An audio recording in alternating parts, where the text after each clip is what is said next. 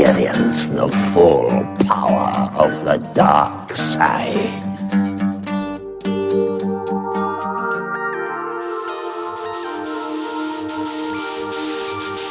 Good!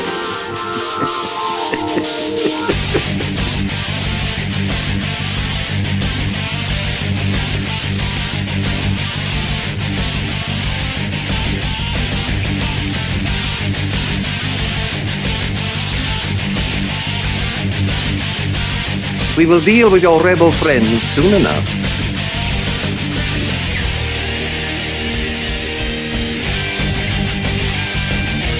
What the?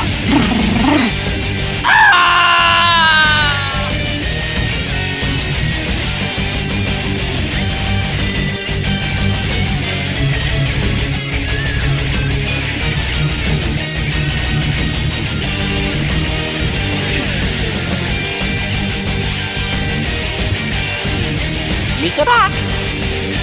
Prepare to fire! Oh no!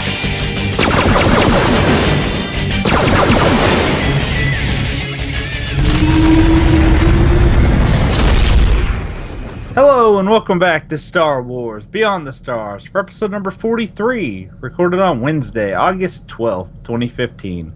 I'm your host Fred, aka Sith Lord Korv, and joining me tonight is the commander of Sith Intelligence, Agent Louis Olan. Hello, Fred. Hello, everyone at Box, Twitch, and YouTube. What is going on? And yes, it's time for tea and keyboards with Sith Intelligence. And it's also apparently time for Treek to eat your toothpaste. That's explosive Never mind. And also joining us tonight is the one that has to clean up that mess, Play the janitor. Oh, Treek. What are we gonna do with you except throw you in the wash machine again? I think she just loves spinning around like a demented Minoc. And then over there trying to slice into the ATM on ID-10T's back, the captain of the ship, Captain Kimbray, aka Paige. What's going on, everybody? I lost my ATM card. That's totally what's happening right now. Yeah, he doesn't take those anywhere. Does he take Twizzlers? No. Jelly beans? No. I don't know. They look pretty gold to me. He takes Treek hairballs in exchange for jelly beans. Well, there's plenty of those around here. Yeah, horrible job this week, Pelé. Ow. Well, she kind of had, shall we say, explosive hair growth this week. Lou's about to issue you a hollow write-up. Not doing your job. She's becoming a woman. I hope not. Be one ugly woman. You can find out more about the show at StarWarsBeyond.com. We're available on iTunes, Stitcher Radio, and SwitchOrNetwork.com. You can like us on Facebook, and please do, at Facebook.com/StarWarsBeyondPodcast. And you can tweet us at StarWarsBeyond. Our usual record time is Wednesday nights at 7:30 p.m. Eastern Standard Time at hitbox.tv/StarWarsBeyond. And Paige, what's coming up in the Captain's Log tonight? Coming up in the Captain's Log, we have our last weekend game, stat changes, and licking Ewoks part. What? Licking Ewoks? What is... I don't... It's just proof that you read whatever you put on the monitor, folks.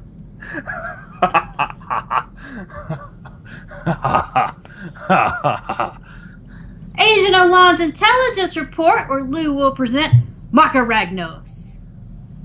And as always, we do have something quick to mention. And this coming from yesterday, from the forums. Datacrons are for legacies.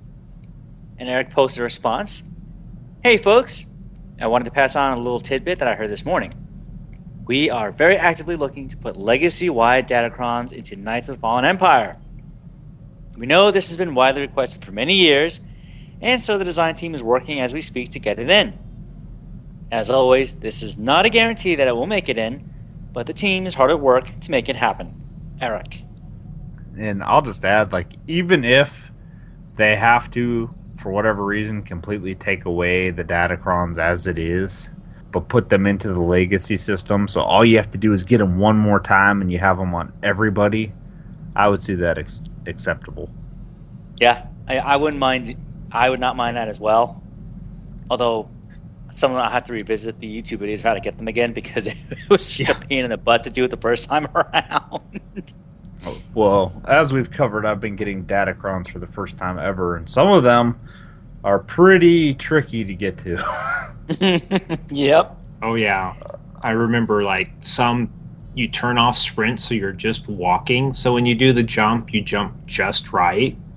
Yeah. Others, you want to get on your vehicle and do the jump. I'm looking at you, Imperial Terrace, willpower Datacron in the heroic area. Yes. How about on Republic Terrace when you got to have somebody else come in there and keep clicking a button hoping you get launched onto the right pipe up in the ceiling? Yes. Yeah. Oh yeah. Or the Quesh one in the middle where you have, if you don't click at the same time, you gas yourselves to death. Yep. I remember when I first got that one, I was like, what the heck is going on? And we both thought like, oh well. Oops. I'm always so bad at those that I just make Fred do it for me. I'm like, I keep falling down, so he just does it for me. Oh. And the Republic Strength one on Nar Shaddaa is a pain, just because trying to get the pipes just so.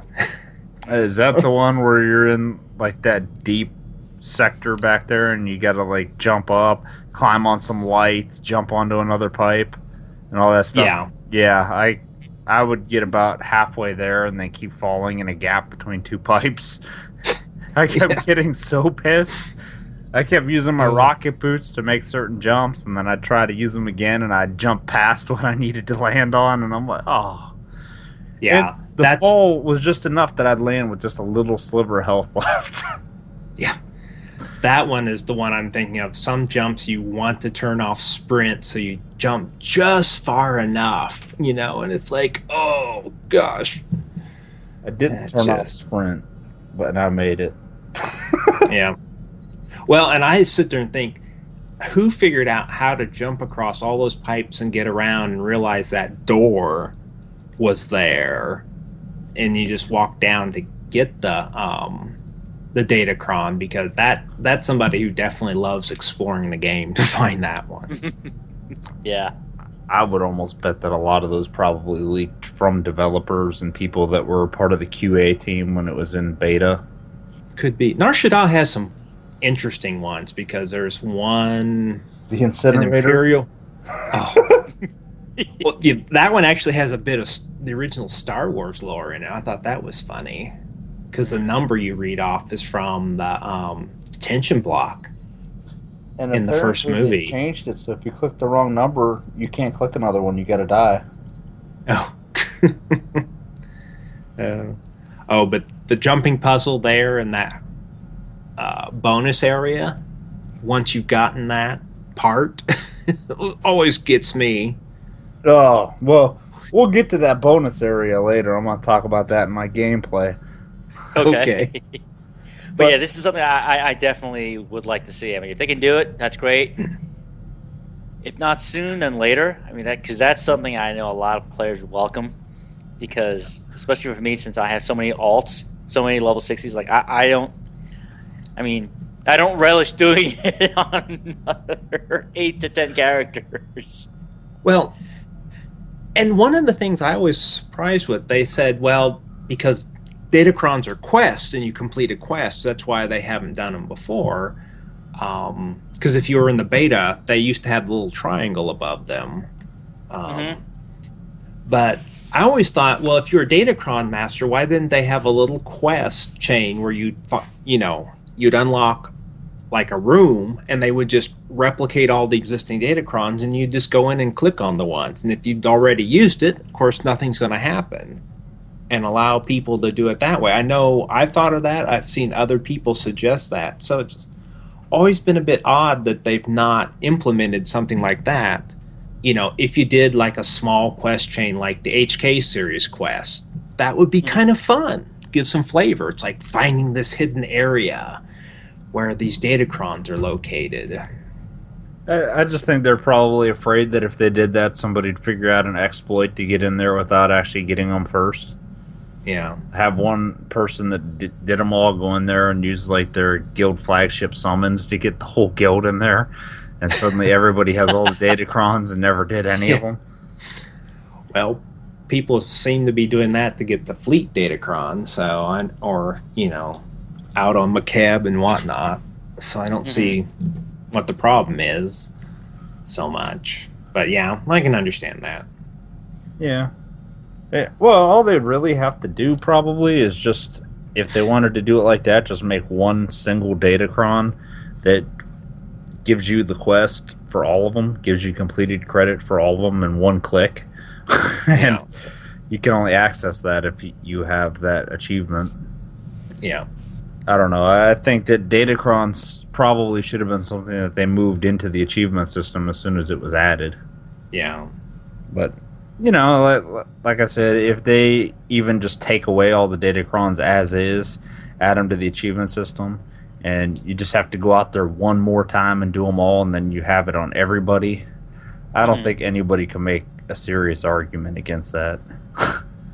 It'd be annoying, but, Was if you did it as a group, especially if you have like a sage pool or something like that, you can get a lot of people to places, and that could be fun. Might be hard to get people to do it with you, though, if they did it years ago and they have them all flagged on everybody. Right. But well, with 12 times XP, you can get a new character up and go find them all pretty easily. Right. Like myself, I know for a couple of my characters, I actually waited until they hit 60, and then I went back and got all the datacrons. That way I didn't have to worry about anything killing me. It's just so much easier to survive.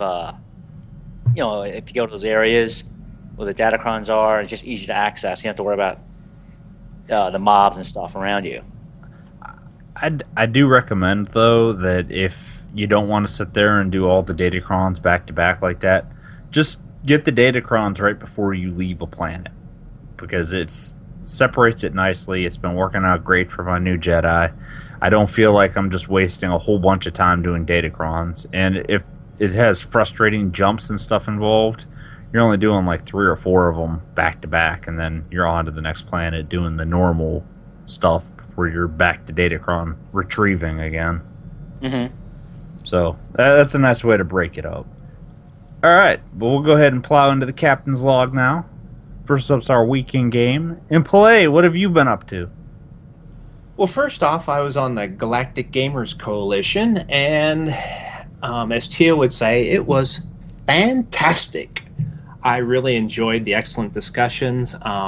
We probably could have talked for hours more and driven Tio nuts editing a multi-hour show, but definitely, folks, if you haven't listen to it, please go listen to the episode 8, the MMO bits, and here's some excellent discussion by everybody.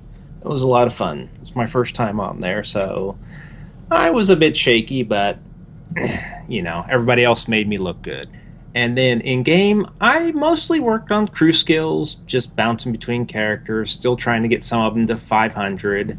I've got some I haven't, that may have like one skill in the 200 and needs to be up to 500. Others I've leveled and barely touched all, so they need all their skills up. So I'm starting to realize just how expensive it can be when you start getting up to 400 plus, when you start learning crafting skills. Like, ooh, I need to go out and do dailies or something.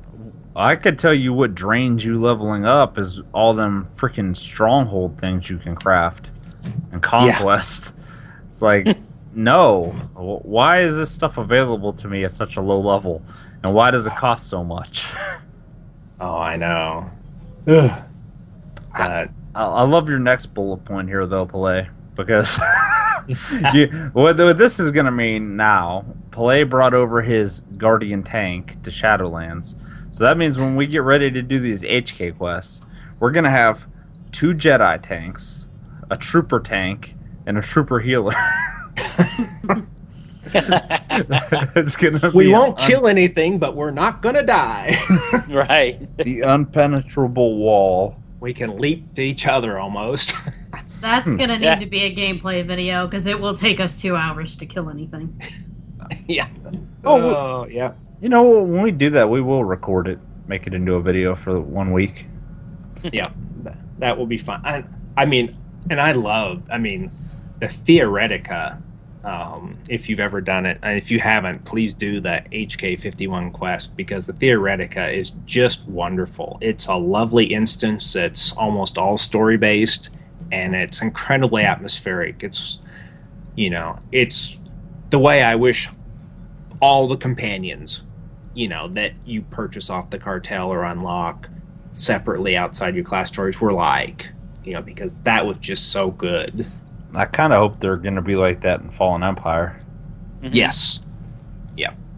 Now, I will say that I do appreciate that when BioWare went to the free-to-play model, they don't sell you HK51 outright unless you've already done that quest. So you have to do it at least once in order to get him. Mhm. Right. And I was disappointed that Treek was a purchasable item. Like, if you have Legacy 40, you can go buy the mercenary contract. I wished that she had been, a quest like that. It's a lot more story involved. You could either buy her directly off the cartel market or do this story. And even though she has a kind of amusing intro, it just doesn't compare to what you get with HK51. Is anybody else completely baffled that we haven't seen another purchasable companion yet? I think they were just waiting because maybe they knew for a while that they were going to do something like Knights of the Fallen Empire, and perhaps they held off on it because they wanted to release Nico as in this format, in the way they're doing it now. That's true, because they're essentially selling him to us because we have to be subbed up for 3 months before the expansion. Right, pretty much. So, it kind of fits that they probably wanted to, but held off since we were getting Nico, and they wanted this as not only as an incentive but as a reward, for subscribing, which is nice. I mean, I don't mind. I mean, we're getting him anyway in a couple months, so maybe they'll have something rolled out for us or in the works for. I'm hoping maybe next summer. I'm just saying, though, again, I hope in Fallen Empire that one of the companions we don't know about is Selkath. Another Cellcat companion. Well, Palais was there. You gotta admit, Yep. Chuck mentioned the Selkath on the last GGC. Mm. Yeah. But he wanted that more as a playable race because he just loves how they sound. So, but if they do a playable race, they should do a companion as well. The only reason why I wouldn't see them as a playable race is because their hands only have 2 fingers and a thumb. Yeah. Or unless they're just going to be like, okay, Selkath, they can't wear helmets or gloves. It's all part of my original vision. Yeah. George Lucas reference. But then again, there are some Cellcath in the game that do have specially modified equipment on them. All right. And I mean, this is BioWare, and this isn't the first species they have with just 2 fingers and opposable thumb. I'm looking at you, Tali. Tali Zora. Okay. Well, and there's an opportunity good opportunity for them to sell class specific or species specific rather, cartel armor. That's set up for like Togruta or Twi'lek or Selkath. That's designed around those limitations and make it look good and it fits for them. I agree with that, but if BioWare, if you're listening, if you ever do that and sell species-specific armor pieces, please do not put them in cartel packs. Sell those outright. Right, exactly. Yeah. Just saying, if they're species-specific, you got to buy the species directly from the cartel market. They don't come in a pack. Sell the armor for them directly, too. Yep. I'm not leveling as much at the moment. I'm trying to kind of figure out what I want to do given some of the stuff said at the Cantina at Gamescom.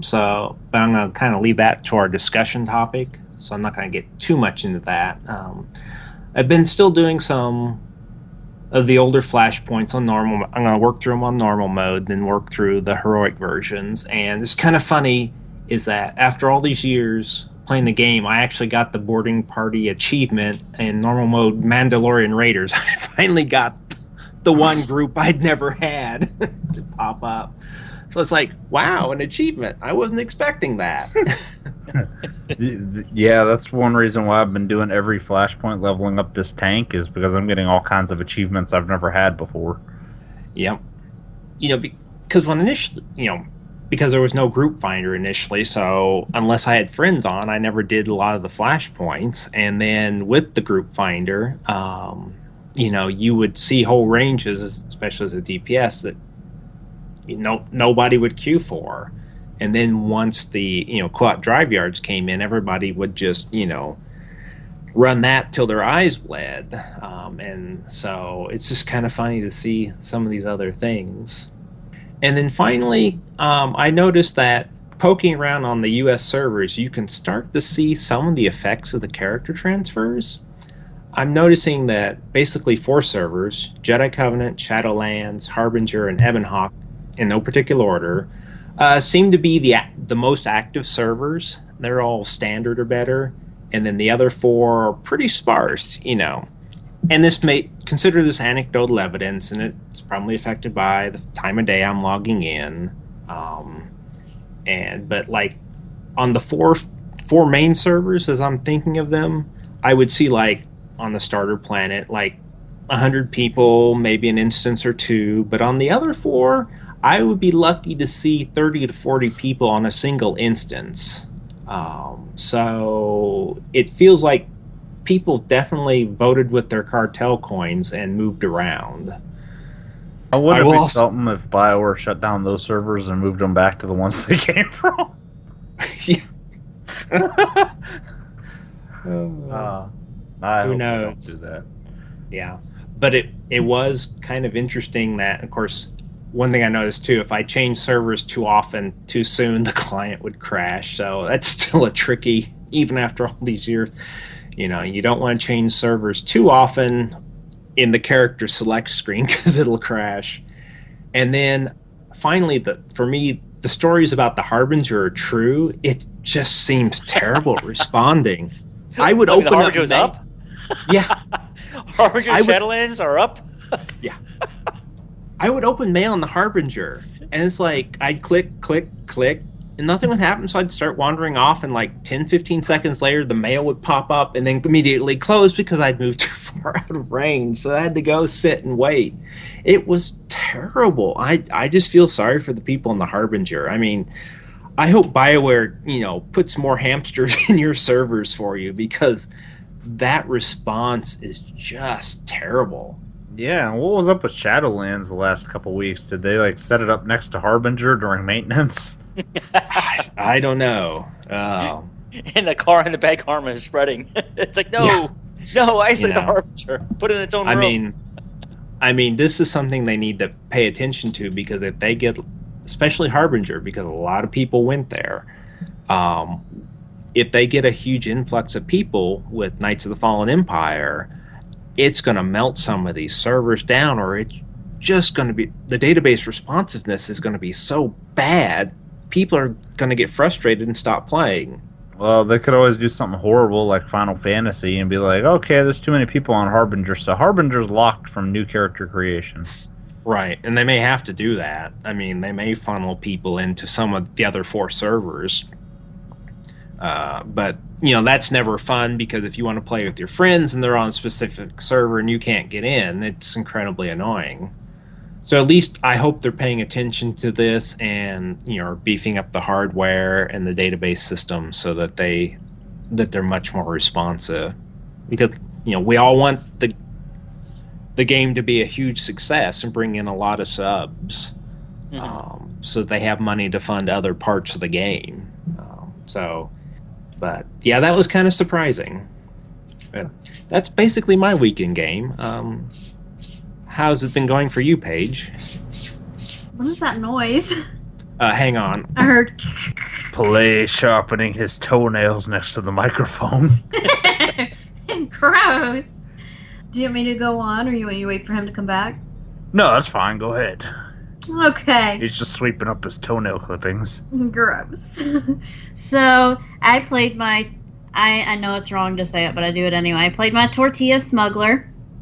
I did spend some time on Coruscant. I know, it's stupid. I just love to say it that way because I know it's wrong. Sounds like she keeps robbing Taco Bell and hiding tortillas.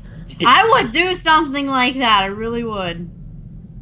I'm loving Taco Bell right now. Anyway. No, that's not even right.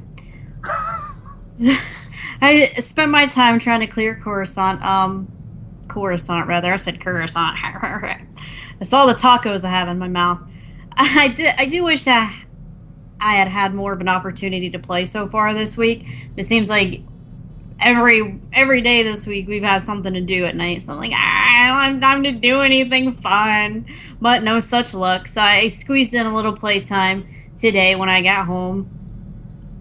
And while I was on my Tortilla Smuggler, she's my newbie. My baby wishes she was Captain Kimbre. I forgot how much Corso likes to flirt with a female smuggler. Like, he's really, like, protective, and he doesn't like guys to flirt with you. Like, even if you don't flirt back, he's, like, has something to say. Like, he's really possessive. It's kind of unhealthy. So, I'm not really into that. I think I'm gonna have to shut him down. He does the exact opposite if you're a male smuggler. He encourages you to flirt.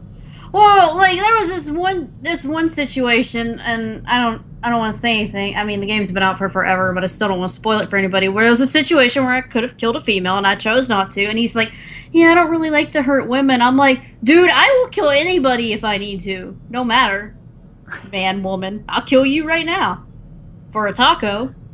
Yeah, I remember flirted with some female NPC when I had Corso out, and he's like, "Yeah, you tell him, Captain, you're gonna get on that like two womp weasels in a puddle of mud." I'm like, What? what, Corso? He's almost as bad as Alistair from Dragon Age. Your contact on Coruscant is like Darmus Polaran or something like that. Is that his name? I think so. So I'm in there talking to him, and he says something to the effect of how he doesn't want it to be completely a business relationship. He feels like there's more between us. And of course I make some smart remark because I'm going to, because he's old and gross. And I basically say something like, "In your dreams," I don't know. And Corso like feels the need to chime in. "I got this, dude. I know how to shut somebody down by myself. Apparently you don't know this shit, but you're gonna learn real soon." Should have been a pureblood so you could smack him. And I wanted a tortilla. Right, Pelé? Yeah. Well, maybe she can give him story time and explain it to him in words of single syllables. I have to speak in my southern accent. I'm like, "Listen, Corso, honey, we gotta talk." Well, it amazes me that, because my gunslinger is female too. And the entire time you're leveling up, you're proving to him, to everyone in the story, that, all right, the iconic smuggling Tor is the fastest draw in the galaxy. Okay, they're a crack shot with any blaster, and yet he still feels it needs to. "Oh, you should be careful." Like, did you just not see me just wipe the entire floor with these? Yeah, he's like With these guns on my patronizing hips? you. Yeah, it's like I just killed everyone in this room. It's like he's like, "Oh, I'm gonna protect you, dude. I got this. Don't remember, you're with me. I'm not with you. Okay." Nobody can protect him from what Bodar does to him at night. Oh, snaps. You know what? I almost forgot about Bodar. Maybe I'll use him when I get him. What was it? There's a smuggler line says, "Who needs stealth when you've got a Wookiee?" Yeah. That's right. That's right. That does wrap up my week in game. I just gotta let Corso down easy. He's gotta know that my Tortilla is a married woman. That's not true. She just really doesn't want any part of that. And not to mention, Darmus is old enough to be your grandfather. That doesn't stop him, though. You sure, pretty little thing, want to play some cards and come sit on my lap? Gross. Oh God. I just thought of a bad pun of Nope. telling No. Corso you can't on Coruscant. Ah, Yeah. Narsha, don't. Lou. I don't get it. Corso can't on Coruscant. Oh. That's so stupid, but I love it. That was good. I'm proud of you for that one. Okay. All right. I'm sorry. Lou, what did you do this weekend game? Yeah, that's the question.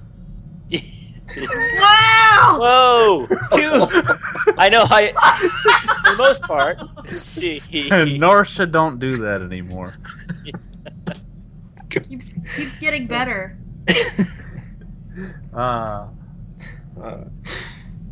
Oh my gosh! My adventure time with my Togruta Sage and the Mirror-Looking Commando continues.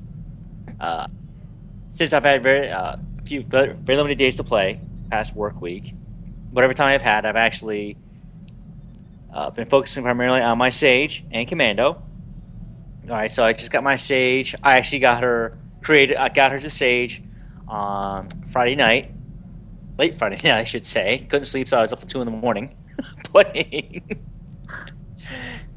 And with 12 times XP, by the time I finished with Tython, I was already level 14. Wow. I was just doing everything I could. And then when I got to the fleet, parked there for a bit, and then I just skipped the flashpoint. Okay, I didn't do SLS. I just went on to Coruscant itself and burned through that because I did realize, you know what, I want to take full advantage of 12 times XP. I just want to get her going, get her up to 60 because I've already seen the consular story. So I just wanted to focus on just getting her leveled and up. So I just finished Coruscant on my next time I played with her was on Saturday. And then I got back on her again and realized, you know what? I need to focus on my other healer for the Republic, my Commando, who I ignored for the longest time as well. So playing with that character, as having the notes like healing Sage, it feels natural, it feels familiar because to me it's just like playing the Sork, my healing Sork. Okay, Commando. Like I said in the past, no clue what the heck I'm doing. So I literally had to pay attention to my skill bar. All right, what am I supposed to do? All right, what fits? Okay, what goes where? All right, how's this gonna work? But I know with time and practice, it's just gonna be just as easy. It's just that I'm so used to having a force healer type, obviously with my Sork and my operative. Okay, although I haven't tried the Scoundrel yet or the Mercenary, so.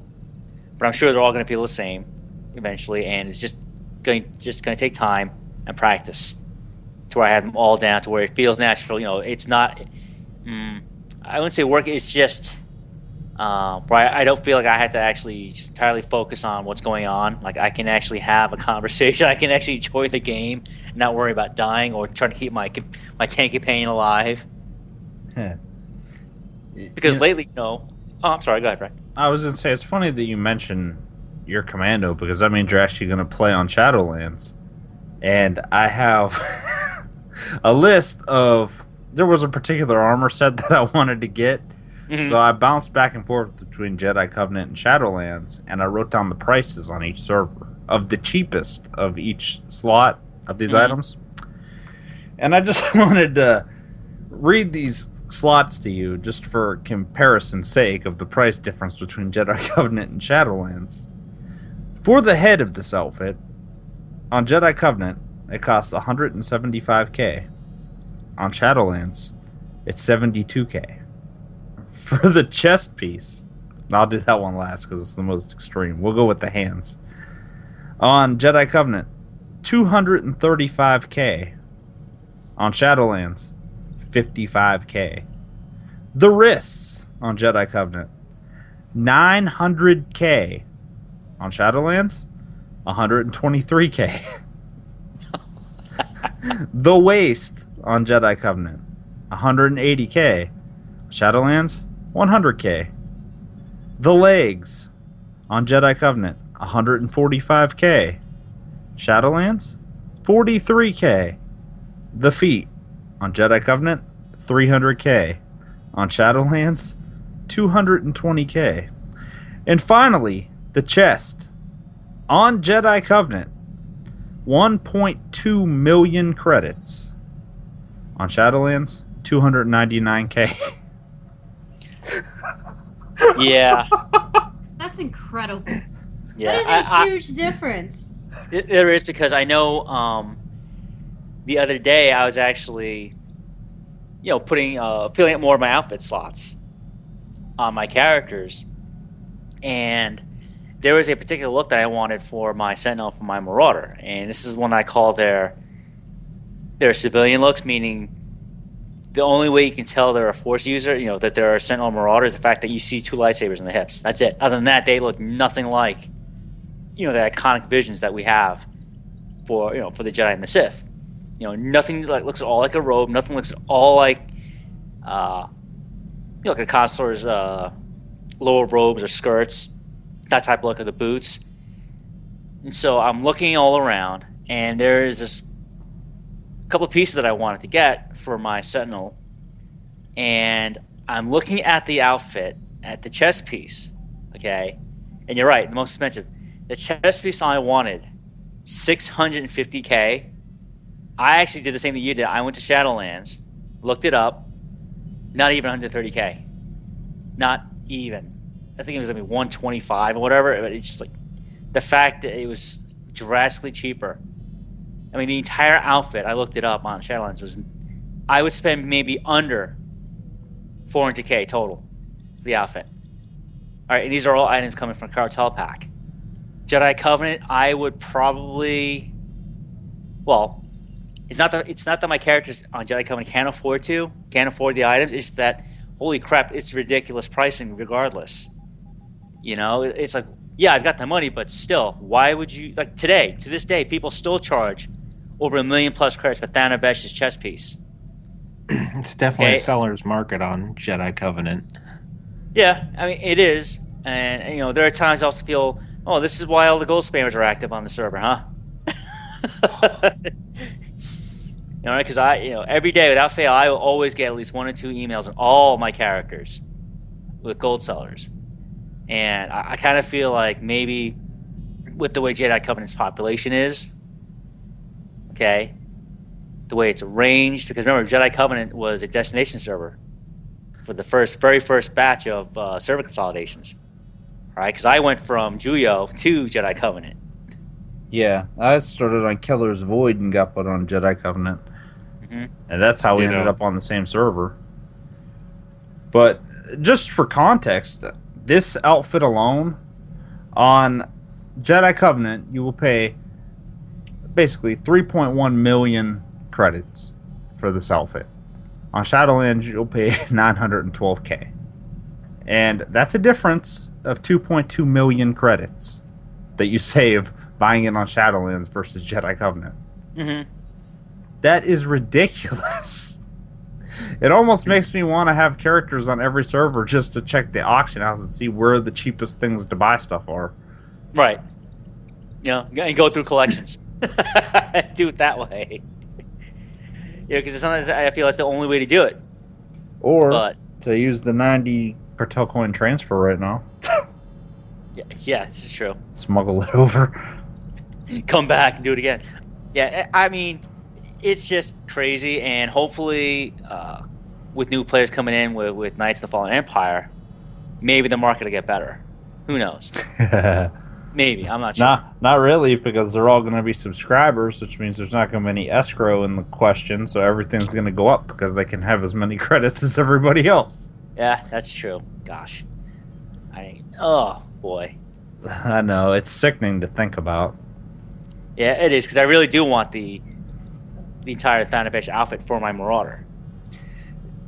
I don't even bother doing dailies on Jedi Covenant, because if I want something over there, I normally buy it on Shadowlands and then do the Legacy unlock. Yeah. Because it's just so much cheaper. I'd rather pay the cartel coins than farm all the extra credits. I mean, 2.2 million credits. I mean, I know that that's not that much, and you can get it relatively easily, But if that's just one outfit, imagine how many millions of credits you're spending to get outfits over time that you don't have to. Yeah, that's true. Yep. But it's something, maybe Bio will make it easier for us to unlock outfits. Who knows? I mean, I'm glad that they keep putting stuff out there for us to see, but at some point, when do you step in and say, all right, enough's enough? Well, I've noticed a trend on Jedi Covenant, and this is what I think happens. Every time a cool-looking armor set comes to the cartel market, somebody out there is playing the market, and they buy every single copy of the chest piece for that outfit, and then they sell it for millions. Mm-hmm.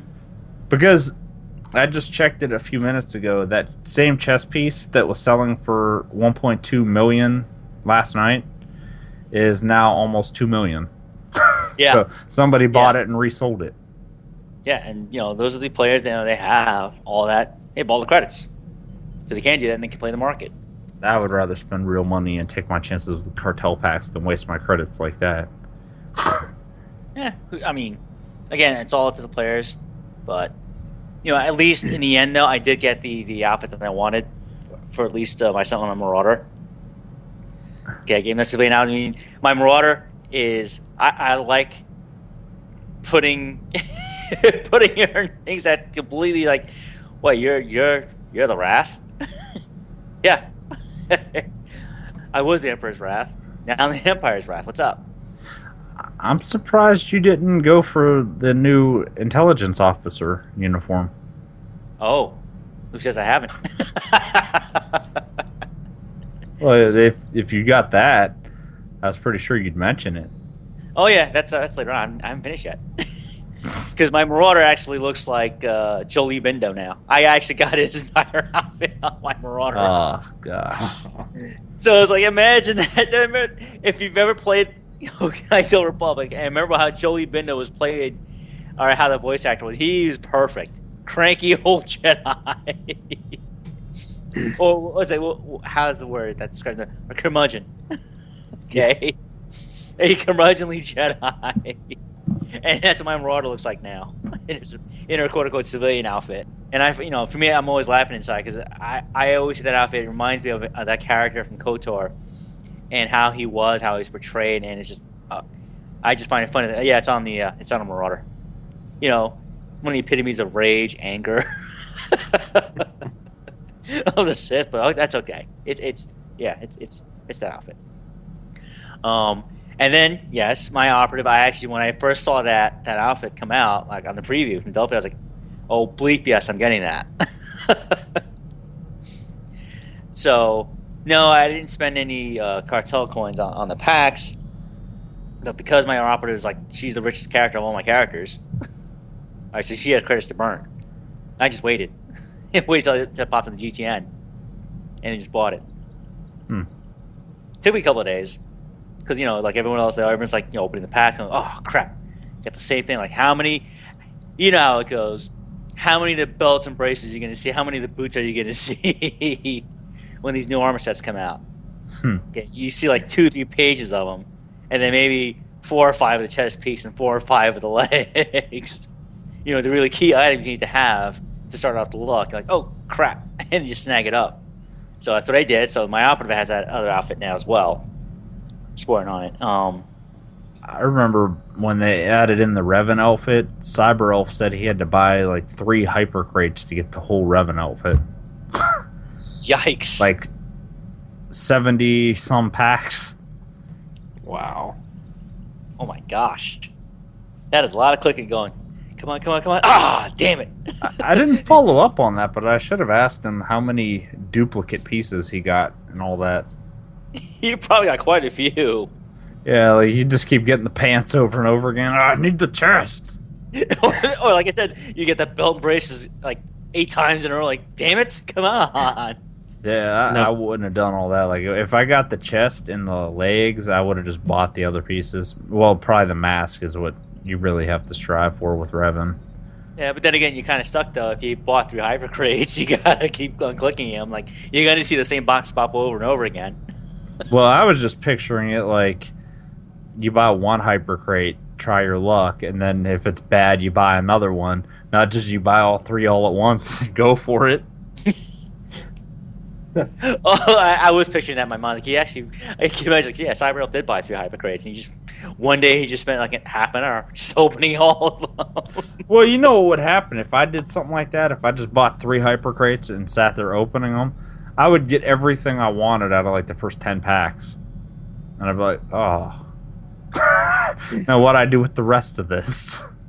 Put the hypercrate up on the GTN, make a few mil. Yeah. Yeah. So you realize that hypercrate contained all the really super rare items that you want. Like, damn it.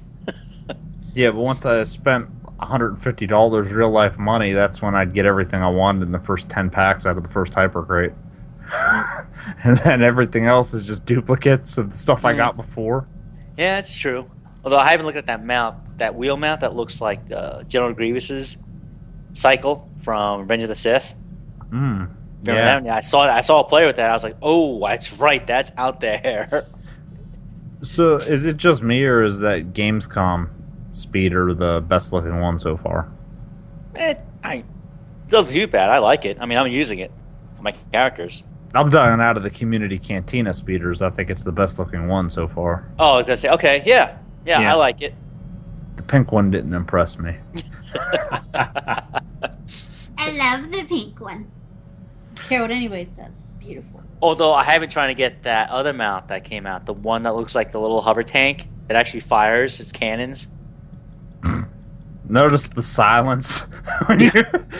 No, I was just thinking we could probably, 4 of us could probably go into Nightmare Mode EC and at least farm the first boss, once a week, and see if we could get the other tank to drop, because it drops off any of the bosses. Right.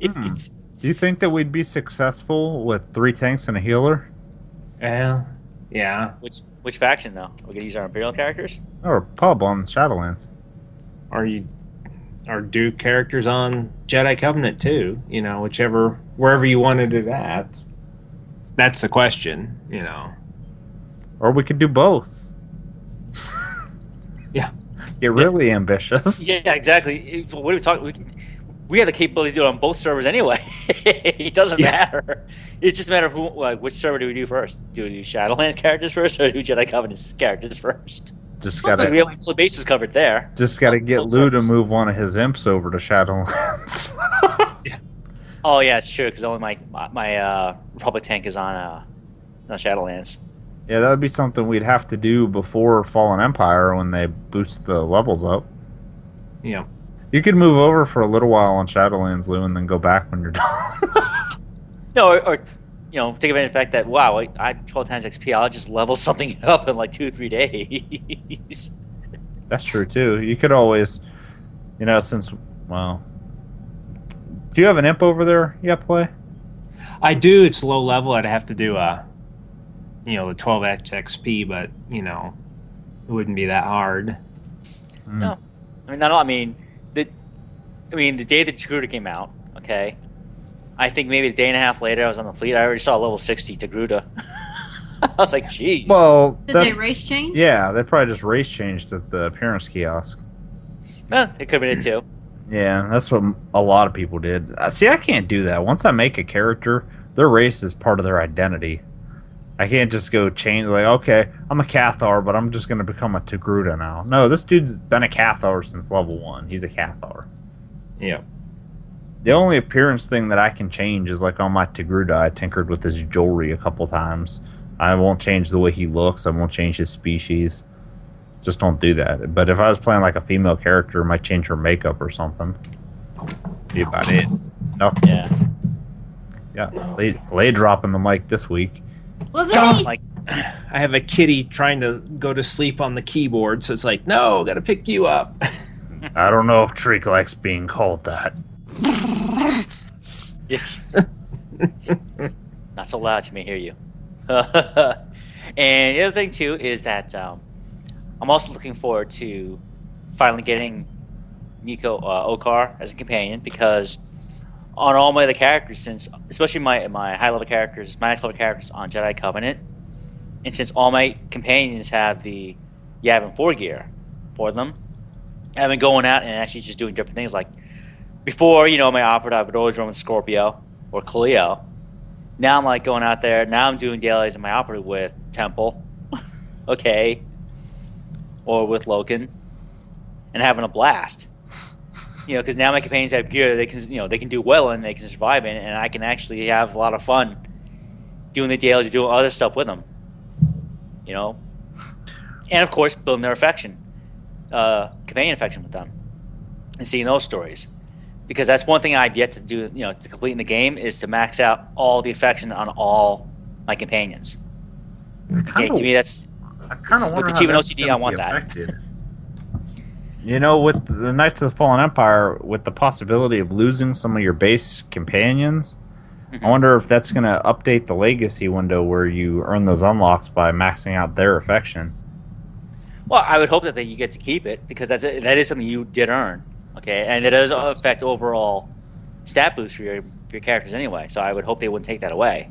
But do you think that they'll add the new companions to it, even if they're not under class specific, but if they're just there, so you get some kind of bonus for maxing them out? Maybe.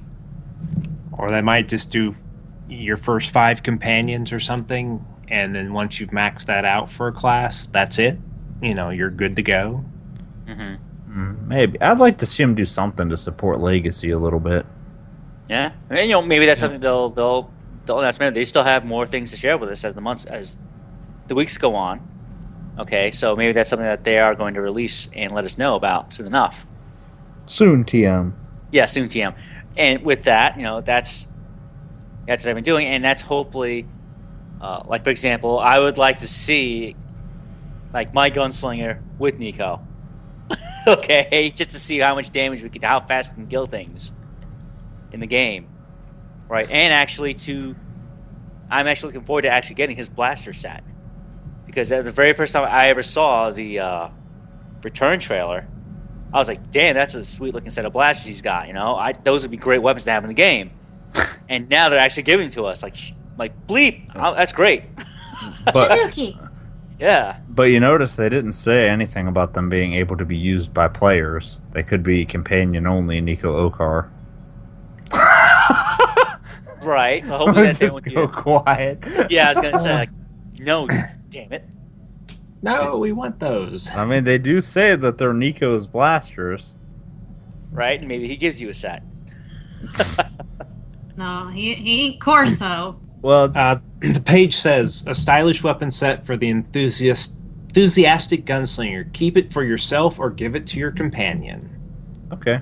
It probably, I would imagine, being how things work in this game, it's probably going to come in an in-game mail and possibly bind to Legacy, so you could just send over a second set and have it on both. Mm-hmm. Or every character will have them. Right. Which is fine, because that's something you can give to your companions then, which would be nice. Give him the Corso if he uses Corso. Give him the Temple. No, Corso gets nothing. What? Is he gonna be like Quinn? He gets shot out of the airlock on hyperspace. No, I hope, and this is sincere, I hope that they give you the option to do something brutally vicious to Quinn to end him, like impale him with a lightsaber.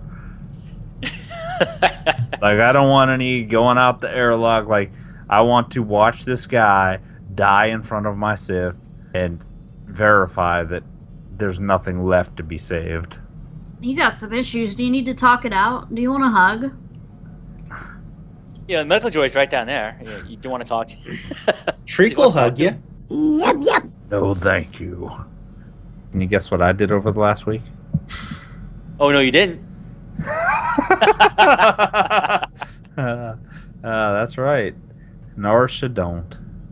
The Oh, horrible, so- horrible HUD-owned planet. Say, what's so better? Narshada. Well, I'll tell you. I finished the planet. As you remember, I was working through that. And as I got back to the spaceport, there was this Mary Allen chick there, and she's like, "Oh, yeah, you finished the planet. Oh, but you can't leave." That crooked hut that you told on earlier, yeah, he needs help.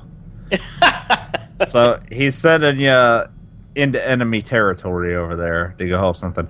Well, let me tell you, I was surprised that the Nar Shaddaa bonus series actually has a pretty intricate quest associated with it. Mhm. But the part that baffled me, as you'll recall last episode, I was talking about how I wasn't getting any XP on Nar Shaddaa anymore. And everything was great to me. I was getting 6 XP. Then I get sent to the bonus area, and immediately things are not only yellow to me, but some of them are orange and a level or 2 above me. Ew. So, what is up with the level curve on Nar Shaddaa? Yeah, when I first ran into that, I was like, "Whoa, is this something wrong?" I actually asked in general chat on the plan, I was like, "Am I doing something wrong?" And I was like, "Nope, that's how it is." Yeah, this is the first time I've ever done the Nar Shaddaa bonus series. Mhm. Because in the past, I've only done 2 bonus series ever, and that was because back when the game first launched, if you made the sorry mistake of picking up a bonus series, you couldn't abandon it. So Yep. I did Imperial Valmora because I picked it up and couldn't get rid of it on Corv. And I did Alderaan on one other character because he was too low to go to Belsavis. But that's the only bonus series I've done before. And I was actually impressed because there's probably a lot of people out there that don't bother with bonus series, especially on Nar Shaddaa. But Right. not only is there an intricate story there that is 50-50 voice acted. They use a lot of aliens in the bonus series. But there were some voice actors there that were unique. There's a story that's actually involved to it. And you get companion affection for your responses to these NPCs. So it's another way to work up your companions while you're leveling. And there's also some choices that give you light side, dark side points. Mhm. And I'm surprised to say that the Nar Shaddaa bonus series was actually well worth doing for those reasons, and the fact that it was a giant unexplored territory in Nar Shaddaa that I'd never been to before.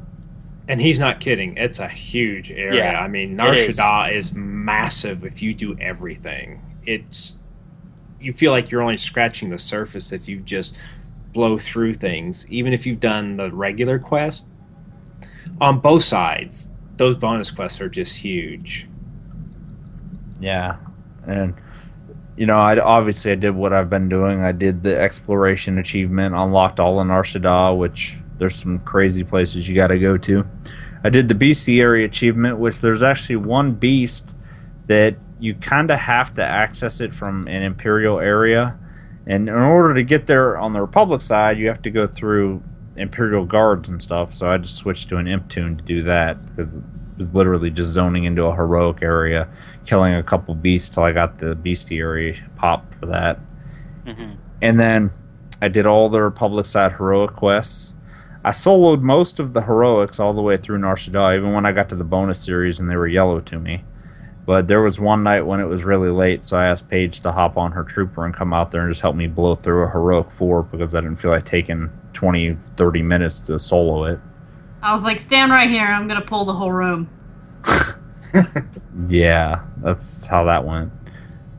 But all in all, I was very impressed with that, and it was some fresh content that I'd never played before, and, it felt good to see something new. And so I will be moving on to Tatooine next, because I already did a little bit where, you think someone's going to defect, and you go to that ship, and you find something out, and, spoil. Wow, that wasn't vague at all. Yeah, things happen. And stuff. Stuff. And things. All right. So now we're going to move into our discussion topic. Well, I was going to say something really quickly. You're moving on to Tatooine. And just today, an hour ago, on one of the pages I like on Facebook, it's called I expletive love science, and it's the F word, so I F word love science. And there there has been a planet found orbiting 2 stars in a habitable zone. So the caption is, it's not quite Tatooine, but it's close. So maybe I'll share this on our Star Wars Beyond Facebook page. There goes your recommendation for the week. No, I got something cool. Play. Yes. Please introduce our discussion topic for tonight. Gamescom went on this week, and we had some interesting stuff from Gamescom It's calm, not con. And several days of Cantina events. So we had a number of things come out, and there were a couple of major bits that we was kind of wanted to point out. And the first thing that we're seeing is that your existing primary stats, strength, willpower, cunning, aim, are all going away, and they're going to have a single stat, at least this is the current plan, called mastery in its place. And that's one of the biggest changes in game mechanics that they have proposed. I mean, it's as big or bigger than the change from talent points to discipline system. Mm-hmm. And they're saying they're going back. I mean, this will affect, for example, we were talking about legacy datacrons. There were at least 6 types of datacrons, the 4 stats, a presence one, and an endurance one, plus there were shards so you could make a matrix cube, which was actually useful up till about 55, and you started running ops, or 50 rather, sorry. But I assume the 4 will all be changed to mastery, which makes that kind of interesting. Because a lot of times people would pick the 2 stats, unless you're going for Datacron Mastery. If you were a Force user, you would pick Strength and Willpower. If you were a Tech user, you'd do the Aim and Cunning, because one would help your primary stat and one would help some of your secondary abilities. So most people would pick the 2, and maybe Endurance because, having a little more health was nice, and Presence was nice to help with your companions. But they're going back and re-itemizing everything through the game, redoing all the armor sets. This is interesting in that now, if you're a new player and you're coming into the game, your gear you pick, you're basically prevented from making a bad choice. There'll be some options where it might favor a tank with more endurance than mastery, but you're still not hurting yourself because, for example, if you're a Sith warrior and you don't know what the stats mean and you picked up a bunch of aim gear because it was cool, you were seriously gimping yourself. It'll also take away a lot of confusion at the mods vendors on the fleet, because you won't need different versions of every single mod just to change the primary stat. Oh, you mean the commando barrel, the patron mod? Yeah, it'll just be called something like, I don't know, the critical mod, and it'll have mastery and critical rating. I think one is versatility and the other one is redoubt or something like that. It's basically there'll be 2 names for everything. One is your DPS healer mod or enhancement, armoring, and the other one will be your tanking one. So, you look at some of those things and it's like an alphabet soup. It's like, oh, here's an intrepid enhancement, here's an adept enhancement, here's a patron, a reflex, or this, or that, or whatever. And it's like, and of course the one you want isn't there in your level range sometimes. It's like, oh, great, now I've got to wait for another planet or 2. So it definitely is a simplification of the system, a streamlining of it.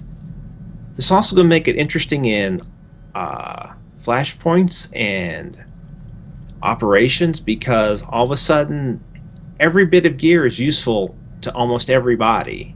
Right. And so you're going to have a lot more competition for gear.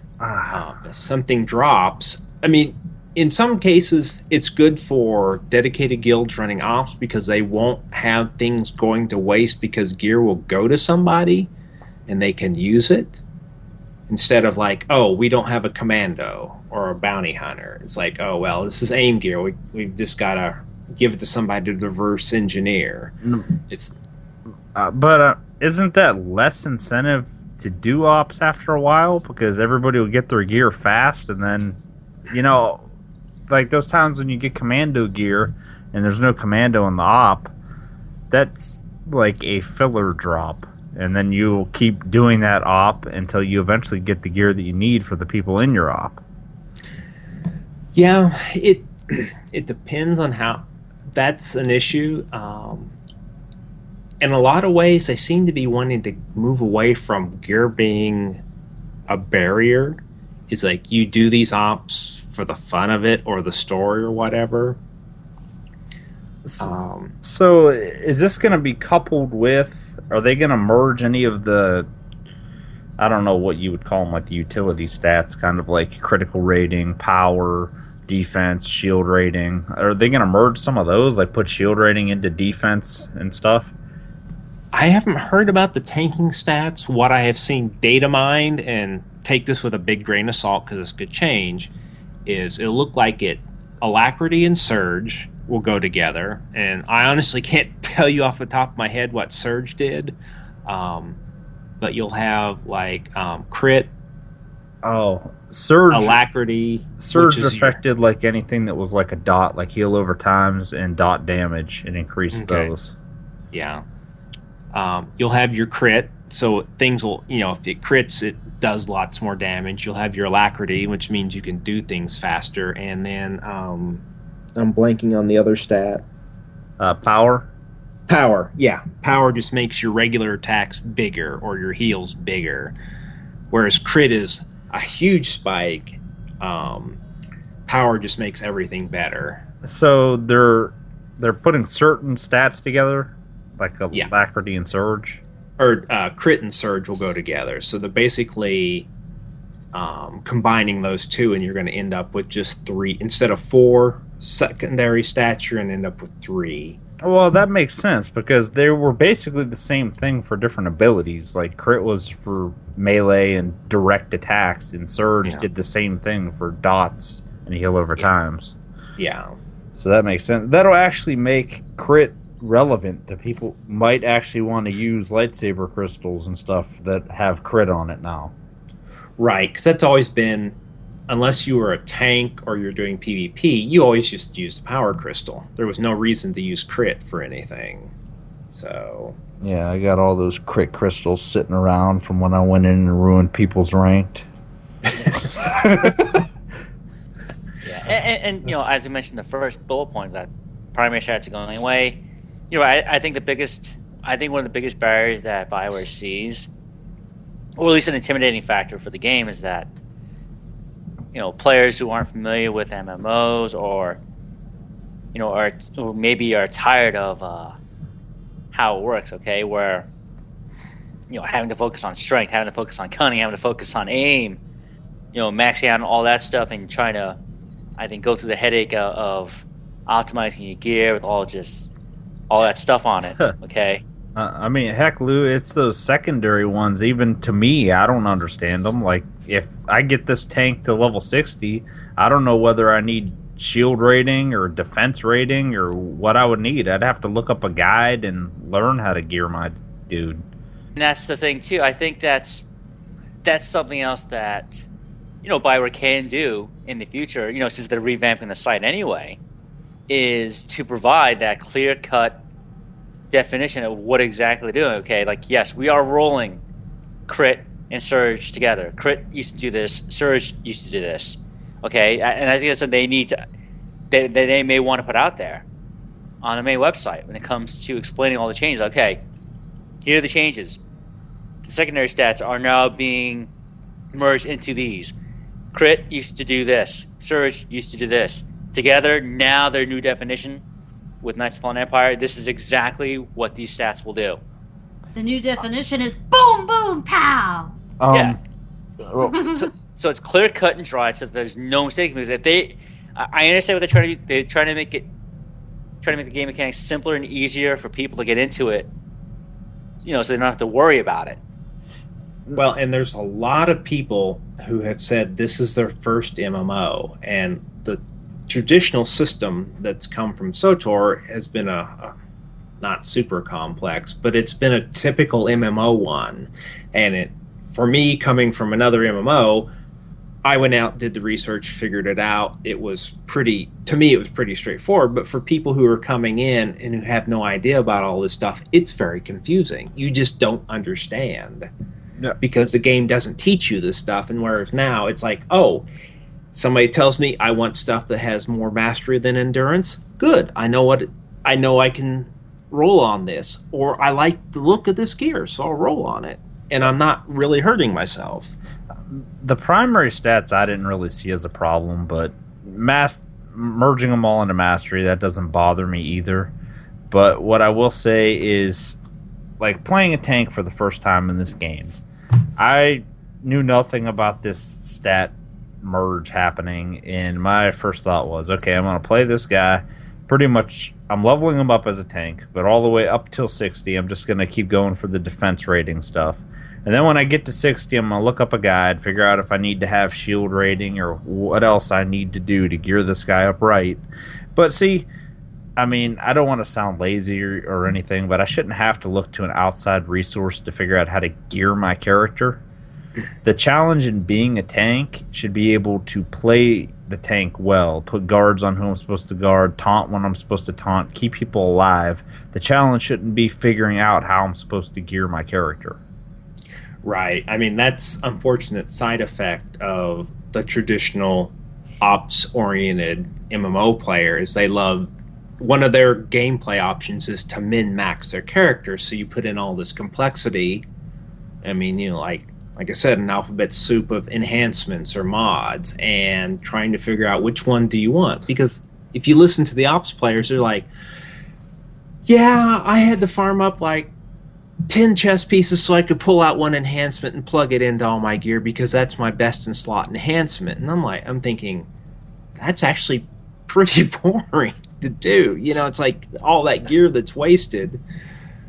I don't know, like, the way you guys are saying, well, I don't like it that way, that's the way, I don't want to say I grew up because I've been an adult gamer, but my first MMO was World of Warcraft, and when I started raiding there, I did the research. I figured out how to play my character the best way that I could. I figured out how to get myself on the raid team to be the best that there was there, you know, to make myself a valuable member of my team. And if I were to do operations in this game, I'd do the same thing. I don't care if I have to do research, if I have to read up on something. If I want to make myself almost irreplaceable, I'll do whatever it takes. But luckily for me, I'm not that crazy anymore. So I'm just kind of like, it's whatever. Yeah, I mean, I used to be the same way. When I played EverQuest, I didn't care if I had to read up and figure out how I had to gear my character, figure out where the best drops came from.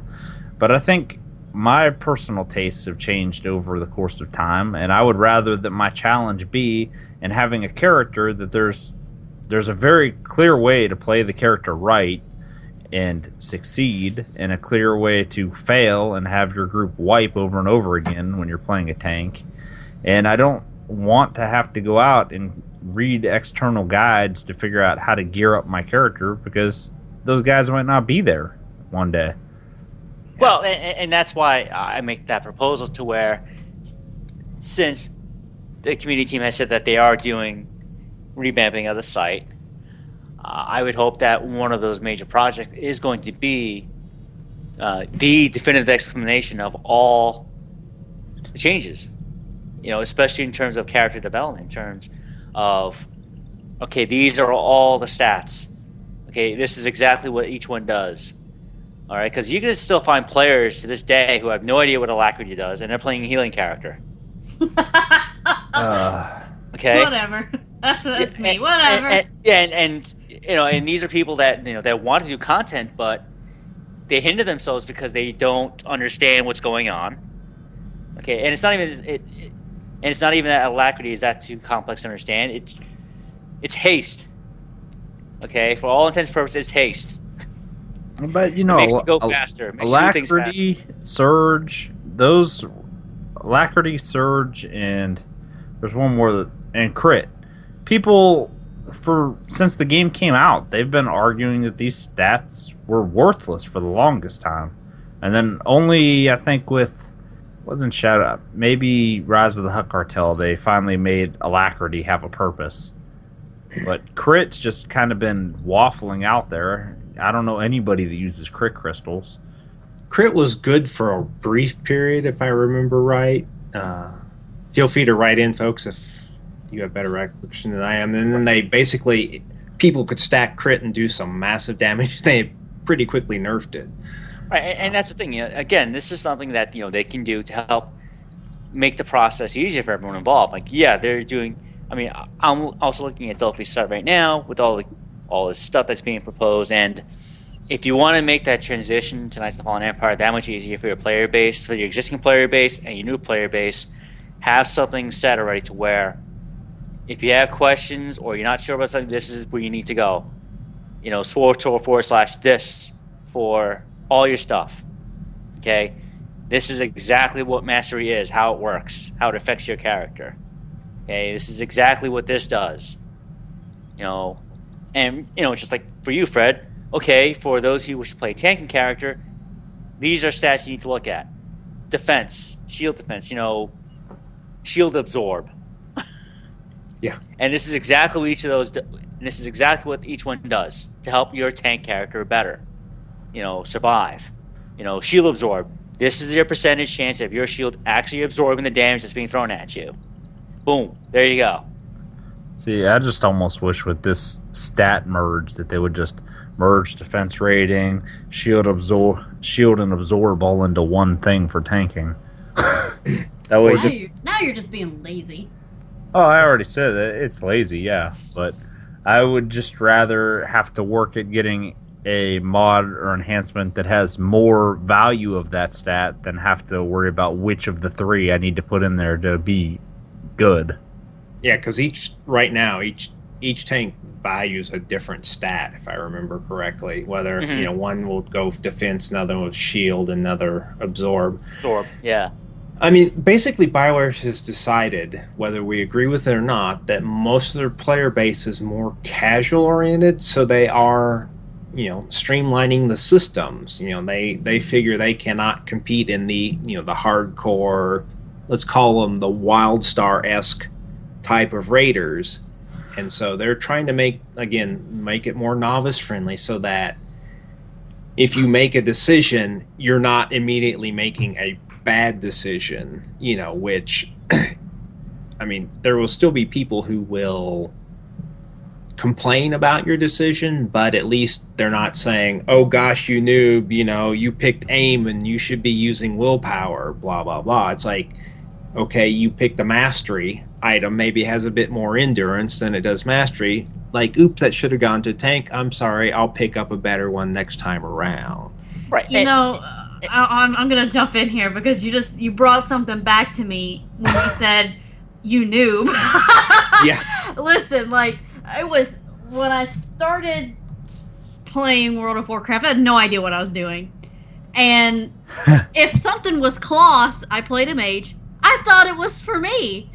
So if a cloth item, for whatever reason, and thank goodness things aren't like this anymore, would have strength on it, I'd be like, oh, it's cloth, it's for me. And I was a mage. And I needed people to correct me, and that's when I started to do my research, because I got tired of people being like, wow, you're an idiot. No, my favorite was I'd be grouped with you, and a cloth item would drop, and it'd have spirit all over it, and you roll need on it and take it from the priest in the group. And this was before you could trade things that you want. But I mean, bosses would drop agility cloth. It's like, right? How does that make sense? What were the developers thinking? But thank goodness it's not like that in this game. You don't have any craziness like that. At least you kind of have an idea of what you should be wearing. Light, medium, heavy, yeah. Well, they dropped agility cloth because they were so used to those feral druids taking cloth from the priests. Yeah, right. But at least from this point of view, we can understand why they're doing it this way, because of Knights of the Fallen Empire, since new players can actually start at 60. This process makes it easier for them to where, they're not going to do a lot of damage to themselves or the players that they're grouped up with, because they're making, these new player character mistakes where they're not quite understanding how the stats work, how they interact with not only the character, but how it affects the rest of the group that they're with, the group makeup. And, from that point of view, I can understand why they're doing this, to where, hey, a completely brand new player at level 60 can jump in and start doing stuff and still be a contributing player at 65. Because they had 5 levels, and because the stats are going away, all right, there's not much. There's not a lot of leeway, so there's not much they can do. But at least they know, hey, someone who's never played MMO before, all right, kind of like with ZeniMax, all right, and with Elder Scrolls Online. Okay, you didn't have to be a seasoned MMO veteran to go into that game and be able to understand the basics of the game. No, you were fine. I mean, yeah, if you did the tutorial, did the reading, you were fine. You could hold your own. It was just a matter of getting practice and getting used to it. And I see. I was going to say, or if you'd played a single-player Elder Scrolls game, the controls felt familiar. Right. Exactly. And that's where I think BioWare is heading with Knights of the Fallen Empire. And for all intents and purposes, for at least my opinion, that works for ESO, and I think that'll work here too. If it's something to where you can streamline, make the quality of life easier for the players to understand, especially a new player base, right, and a player base that's not familiar with MMOs, it's something that's not going to intimidate them. They'll be more than willing to go in there, take a chance on the game, and find out, hey, you know what, I enjoy it. I'm going to stay, and that's exactly what everyone wants. Okay, if you're a seasoned SWTOR vet and you say you don't want new players, something wrong with you. Okay, we want the player base to grow. We want more people in this game. Some people would prefer new ops over new players. Yeah. One thing too is, let's say they bring in new players, there's nothing stopping them later on from adding things, adding additional stats, improving the system. Think of it as they're taking a step back, redoing everything, making it easier to understand for everybody, and starting fresh. This is no small change if they're re-itemizing everything in the game. I can see a reality where they get a bunch of new players through Knights of the Fallen Empire, and then these new people come in, play through the story and everything, and then BioWare's like, okay, we're adding new ops content. Like, we're putting in a new op in a new war zone, and then these people are like, why are you doing that? We want more story. Yeah. And then the people that want ops are really in the minority, so they just don't do that anymore, and they just keep adding more story. Well, they could add more story in the ops, too. Story mode could be a lot more story-heavy, whereas hard modes could be more traditional MMO operations and raids. So, and speaking of the hard modes, that's going to be the toughest content available going forward, isn't it, Play? Yes, because one thing they've said is going forward there will be no more nightmare ops. So there will only be 2 levels of difficulty: story mode and hard mode. So if you're a progression raider, what you have to look forward to is hard modes which can be good, because instead of waiting, like 3 months or 6 months for the nightmare mode to come out and work on that, hopefully then that means you'll progress through hard mode. It'll actually be difficult and challenging for you appropriately, and then instead of waiting for the nightmare mode, potentially, hopefully, you'll get a new operation instead. So this could be good. This, we'll have to wait and see. That's all I can say. Now, I will say this, and I don't mean this in a negative way at all, but we do know that a while back, a lot of the end game world first people left SWTOR when it came to ops. Like, they're gone. They made it clear that they quit. They packed up. They're on to other games. So I personally don't think that them not doing nightmare content anymore is even going to be a big deal, because I feel like the majority of people that were doing that content aren't here anymore. And nightmare modes have always been a bit problematic. Initially, it said, we just don't want bosses to have bigger health pools and hit harder, where that's exactly what they did, like in EV and I think KP.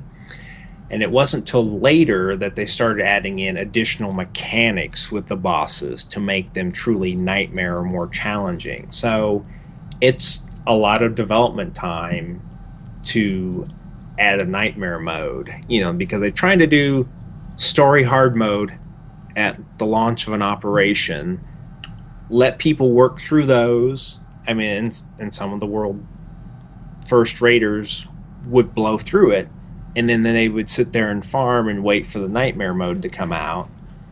So maybe by skipping that step, they can keep more focus on the ops themselves than adding a mode to content that people have already cleared enough that they're probably kind of tired of. Because that's one thing about being a raider, is that you want to see new challenges. You don't want to run SOA.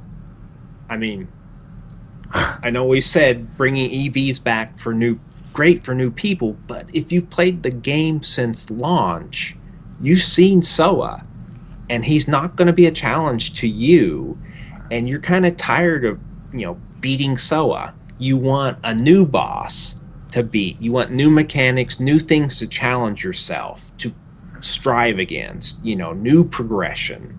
I mean, that's the whole mindset of a raider. You're right. Once you defeat a boss, and generally the final boss in a raid, an ops, once you finally defeat that one, and you kind of farm it a couple times, and you get everybody some gear, you're like, all right, good job, guys, everybody, good night.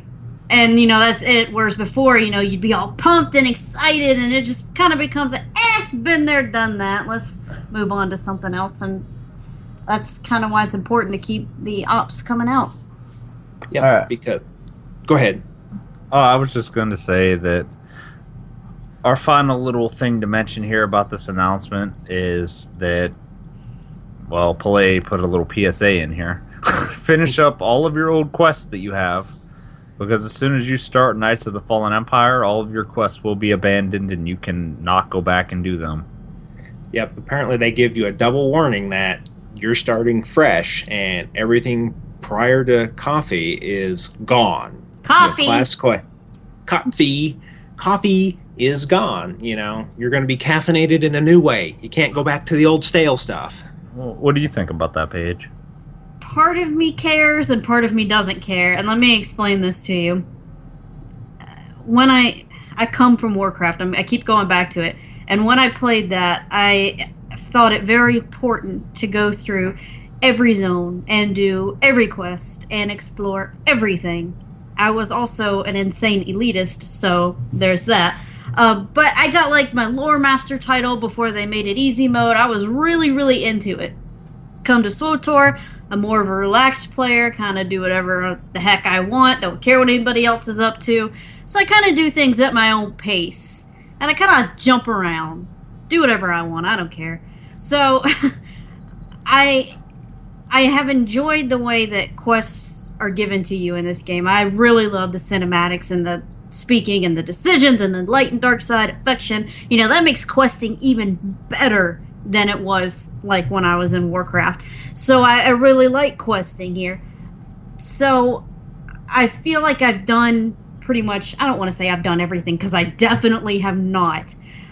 But if I have quests sitting in my journal, then I really wasn't that into whatever was going on anyway. Oh, well, I should point out there's a couple quests on the fleet. There's one for the world bosses out there, where you kill world bosses a certain number of times, and you get a speeder once you've done this. You have to kill the same boss multiple times, so it's not something you could do right away.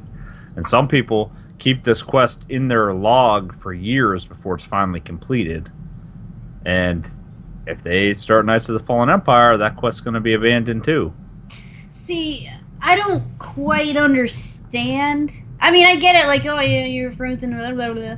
But I don't know. It feels like some things you don't even discover them until sometime later, and you're like, oh, hey, a quest, and I don't know. It seems like it's gonna suck if you're like, oh, hey, a quest. Oh, I can't get it. Well, I don't even think you'll see that quest available if you can't pick it up. Well, that's the thing. If you discover it on one of your lower level 2s, and you're like, oh my god, I have to go back and do this. There's an item I really, really want. I love the cosmetic appearance. There's nothing like it in the game. And you go back on your main, and Well, I guess that's what collections are for, right? Though, I could understand the the class quest stuff, not letting you do the class quest if you haven't already finished it, because it's a continuation of the main story. But it doesn't make sense to me that they would wipe out all of the side quests and planetary lines and stuff. Right, especially since here, as we see on with the link from Dolphy, right? They themselves, all right. This is coming from them, the devs. Old planets will have no changes from KotFE. It would be too much work, and yet they are making the decision to cut off access to all previous quests from the game once we start the new expansion. And to me that doesn't make sense. It's like, okay, yes, we're jumping forward several years into the future, into that new timeline. But then again,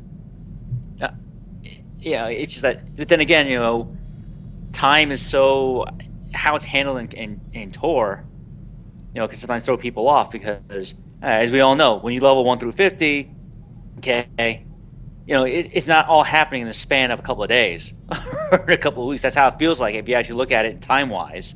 And when you play, and you realize, wait, you really have been playing the game for like weeks, months, in terms of the game time. All right, like what happens? All right, after spoiler alert, you haven't done it yet, folks. Okay, my Marauder, I become the Emperor's Wrath. Okay, and yet I can go back to Nar Shaddaa and no one knows who the hell I am. Okay, nothing's changed on Nar Shaddaa. Nothing has changed at Balmorra. Nothing has changed in Alderaan. All right, because the game doesn't link that back. Doesn't link your achievements to what's going on on the other planets. If you decide to go back, so cutting off the old stuff for my characters. I mean, I can understand if I chose the option, I want a brand new level 60 right now. That I can understand, but if I have other characters that I level the normal way to 60, it's like, why would you cut off my quest channel from me? Like that's why I'm trying to. I should still have access to those parts of the game. I'm trying to fine comb everything with my Togruta and get everything done before I move into this expansion, because I know there's no going back now.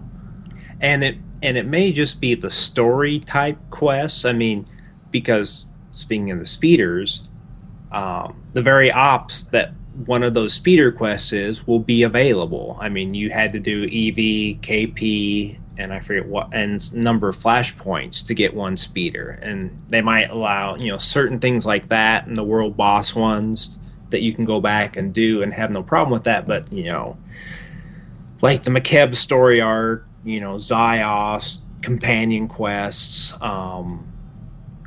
all that obviously your class quests may be cut off because they want a known state for you to start with when you're into KotFE on for there. So, if it's not story, they may not care.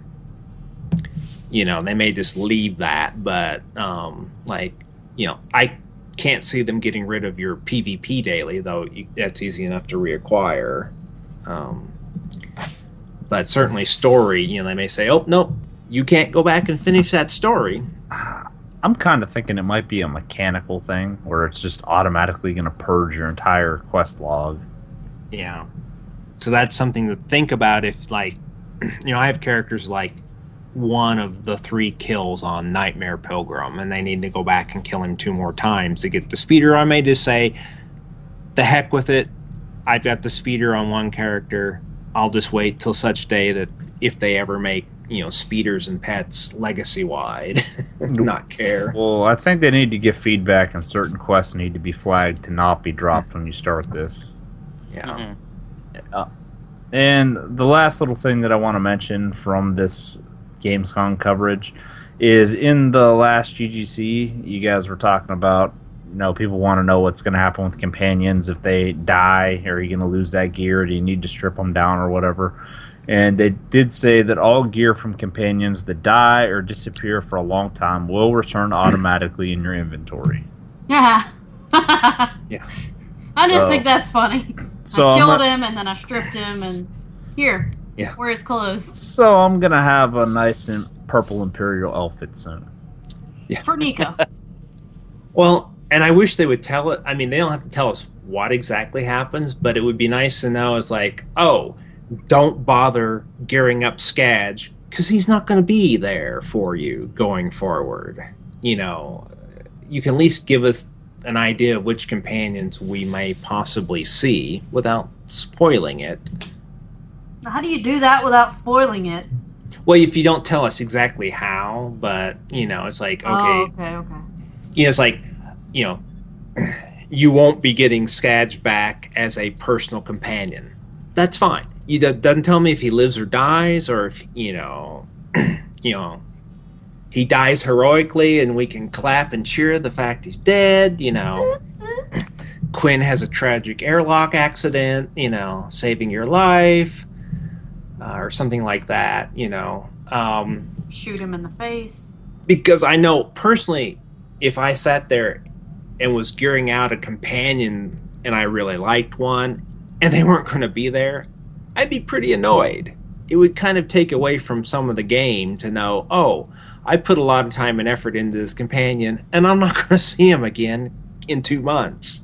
You know, this is some of the discussion they need to be starting to have now with the existing player base. Start preparing them for what's coming. You don't have to spoil the story, but give us some idea of the mechanics that we're going to be dealing with. Well, they also confirmed that the characters are going to have the option to kneel to the Emperor in the trailer. So that'll be interesting. And they also confirmed that is Darth Maul in the trailer as well. Figured. Cool. Okay, and now it's time to move on into the Star Wars recommendation of the week. What do you have for us this week, Paige? For those interested in actually getting a look at the recommendation of the week, I will be posting a link with a photo on the Facebook wall once the show is released to iTunes. And this week we have something from my friends over at ThinkGeek.com. And I'm going to read their description because I always find these amusing. The alarm goes off. Vader gets up, stretches, and slogs out of bed. He puts on his Star Wars fleece robe and his Darth Vader slippers and heads to the kitchen. Of course, he enjoys a cup of dark side roast, but Vader never, ever starts his day without some toast made in his Star Wars toaster. Yeah, that's right. And all this inside his meditation chamber. Now you can have a Star Wars toaster of your own, meditation chamber not included. Each Star Wars toaster is molded in sturdy black plastic and meticulously detailed to look like Darth Vader's helmet, minus the very top bit. It makes an imposing addition to any kitchen counter. Pop 2 pieces of bread, frozen pancakes, hamburger buns, Alderaan muffins, or whatever, and in moments, Vader ejects them with Star Wars toasted onto the side. Like your toast on the darker side, a handy dial provides temperature adjustment with the imposing I can't. What's going on right now? Oh my god. Okay, I'm sorry. With the imposing presence of Darth Vader, the Star Wars toaster will help eaters start their day feeling ready to take over the planet and anything else that might get in their way. And that gives a couple specifications. It looks like most of Darth Vader's head. It toasts all kinds of carby things that we're going to pretend like I don't want right now. And it actually toasts the words Star Wars onto the side of whatever you're sticking in there. It's got 2 slices. You got an adjustable thermostat, removable crumb tray for easy cleaning. Basically, we need this on the ship. What's up, guys? Yeah, we have a removable crumb tray for feeding Palais.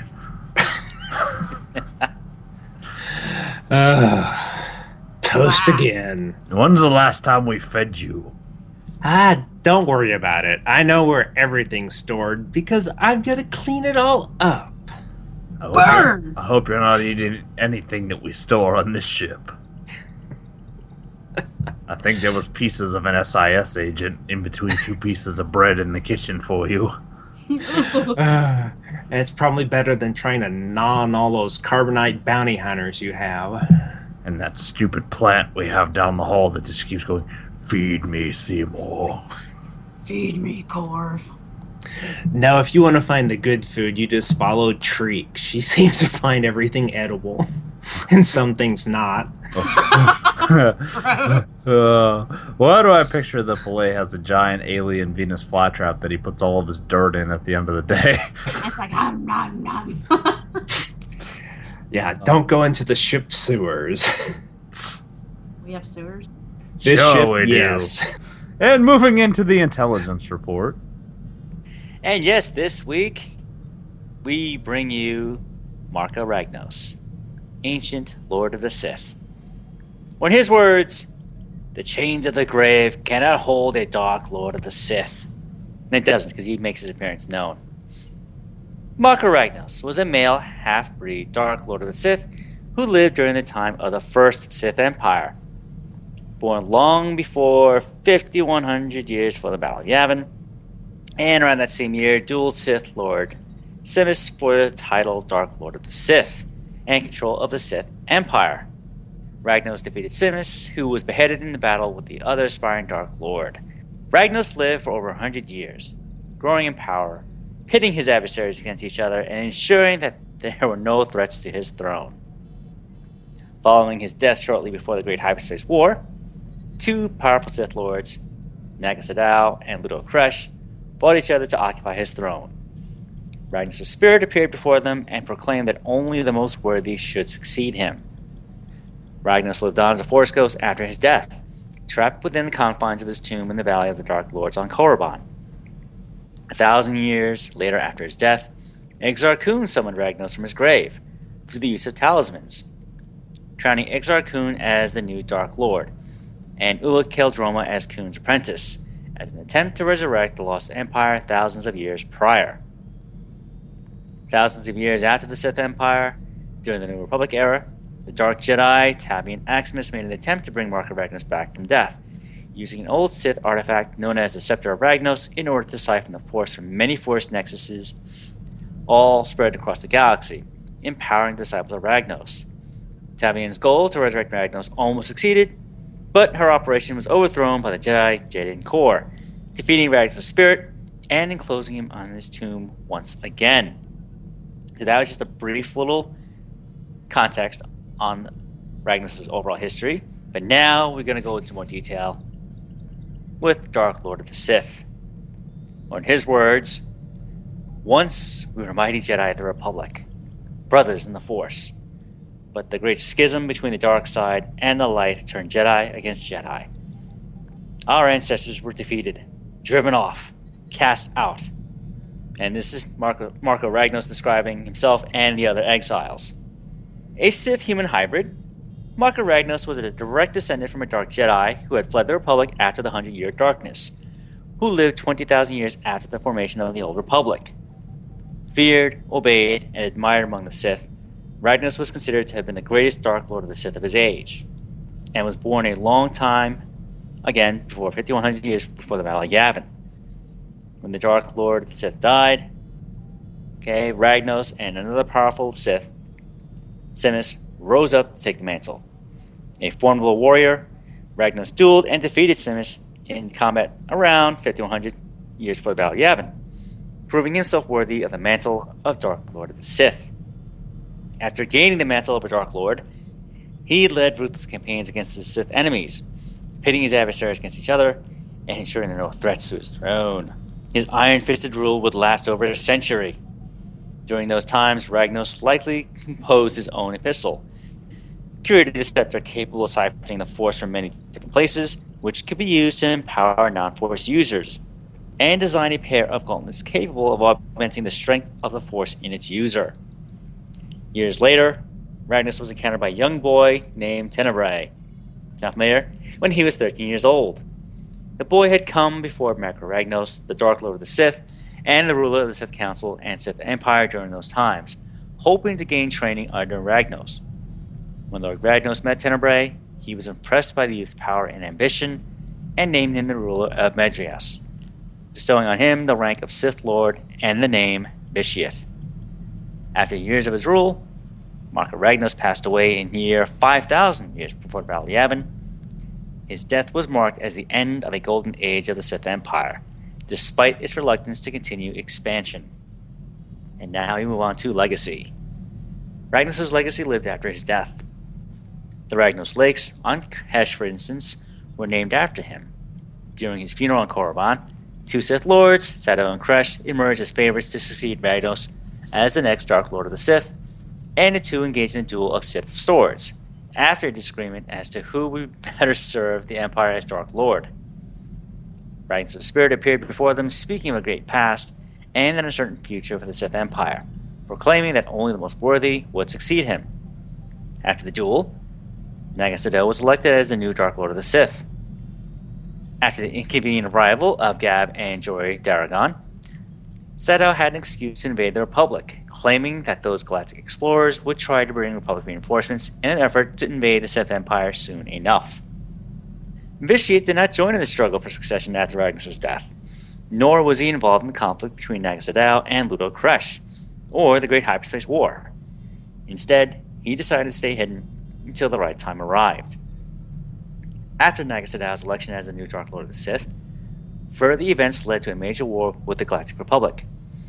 Ultimately, because the schism was never healed, it spelled the end of their interstellar empire.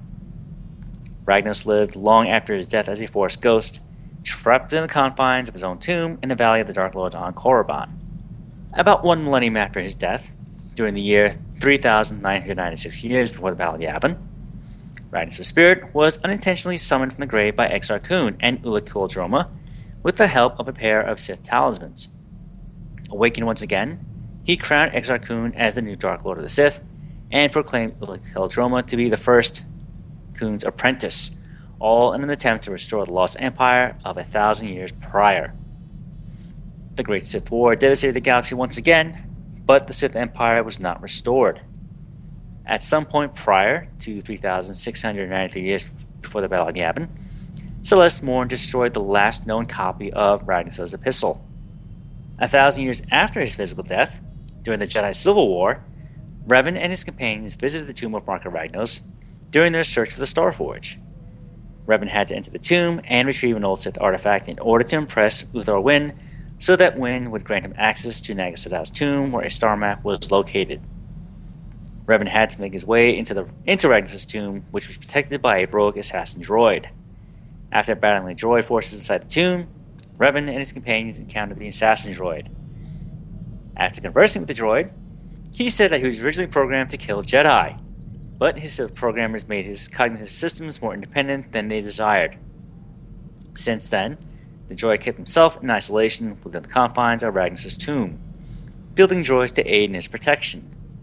After that, the droid asked Revan for assistance in changing his programming because although the droid had developed the desire to not to kill, his programming was often at odds with his desires. Then, the droid offered Revan assistance to help him change his programming. After the reprogramming of the droid was successful, he offered Revan several of his redundant systems, so he could use them on other droids. And then the droid stated that he could escape from the planet, wishing well to Revan. Before exiting the tomb, Revan also found a pair of gauntlets that once belonged to Marka Ragnos. After that, Revan went out of the tomb to gain prestige with Uthar Wynn. A few decades after his death, Vitiate reconstituted the Sith Empire once again. Vitiate ignited a new war against the Galactic Republic 1,319 years after Ragnars's death. At some point in his life, Darth Plagueis traveled to the Valley of the Dark Lords on Korriban. While there, he found no evidence that the spirits of Korriban were real, believing that those were mere diversions created for the credulous, but as Plagueis boarded his ship, he beheld a vision of Marka Ragnos. The apparition challenged Plagueis' claim to the Sith title and railed against his plan to dismantle the traditions of Korriban. The vision, however, did not answer Plagueis' questions and inquiries. Instead, Ragnos snarled and disappeared in a whirl of smoke. After the experience, Plagueis wrote that it was possible that the entire episode simply played out in his mind. Those texts were later acquired by Darth Sidious, Plagueis' former apprentice, and were included in a book he called Book of Sith. And here we move on to the resurrection attempt, or in a quote from Kyle-Katarn and Tavian Axmis, Ragnos, what could a dead Sith Lord give you? Everything I have ever wanted. Thousands of years after his actual death, during the New Republic era, and 14 years after the Battle of Yavin, Ragnos' spirit was intended to be resurrected from beyond the grave, this time summoned by a Sith cult known as the Disciples of Ragnos, whose leader was Tavian Axmis, Desan's student. With the help of an ancient scepter, once used by Ragnos to drain residual force energy, Tavian and her apprentice siphoned the force from many force nexuses all spread across the galaxy and used it to empower their followers. Tavian plotted to use the collected energy to resurrect Ragnos. After a hard campaign tracking the disciples of Ragnos across the galaxy, the new Jedi Order managed to track Tavian on Korriban. Jedi Luke Skywalker and Kyle Katarn were on charge of the campaign on Korriban, dispatching every available Jedi from the Temple of Yavin 4, among them the Jedi Jaden Korr, who participated in almost every mission against the disciples of Ragnos. During the Battle of Korriban, Jaden Korr managed to enter Ragnos' tomb, intending to stop Aximus. He was nearly too late, as she managed to resurrect Ragnos by allowing his spirit to possess her body. But Ragnos himself was nevertheless defeated by Korr. Ragnos' ghost was forced back into his sarcophagus, screaming out a dark promise that he would return. And now just a little about Rocket Ragnos himself. Going to his personality and traits, he was a respected, feared, and obeyed Dark Lord of the Sith, considered wise and powerful. In order to ensure his seat as a Dark Lord of the Sith, Ragnos conducted ruthless campaigns against the Sith enemies, marking the beginning of a golden age for the Sith. After his death, Nag Sadao and Luda Kresh fought to decide who would succeed him, and as before, his Force Ghost made himself present himself before them, claiming that only the most worthy would be his successor. Ragnos' importance among the Sith was so high that he was summoned back from death twice. First by Exar Kun and Ulic Qel-Droma with the help of talismans. Ragnos chose Exar Kun over Ulic, crowning him as the next Dark Lord, while he assigned Qel-Droma as his apprentice. Later, thousands of years later, as I mentioned before, during the Republic era, Tavian Aximus believed that if she resurrected Marka Ragnos, she would be able to bring back a new golden age for the Sith. And as I mentioned again before, when he was defeated by the Jedi Jaden Korr, he angrily exclaimed that he would return. And now just a little bit about his powers and abilities.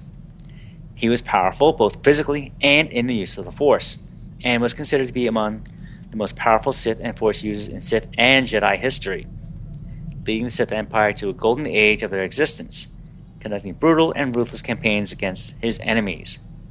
Ragnos had such knowledge about the Force that even during his funeral, he was able to show himself to Nag Sadao and Luda Kresh as a spirit, orchestrating their duel, thus deciding the future fate of the Sith Empire.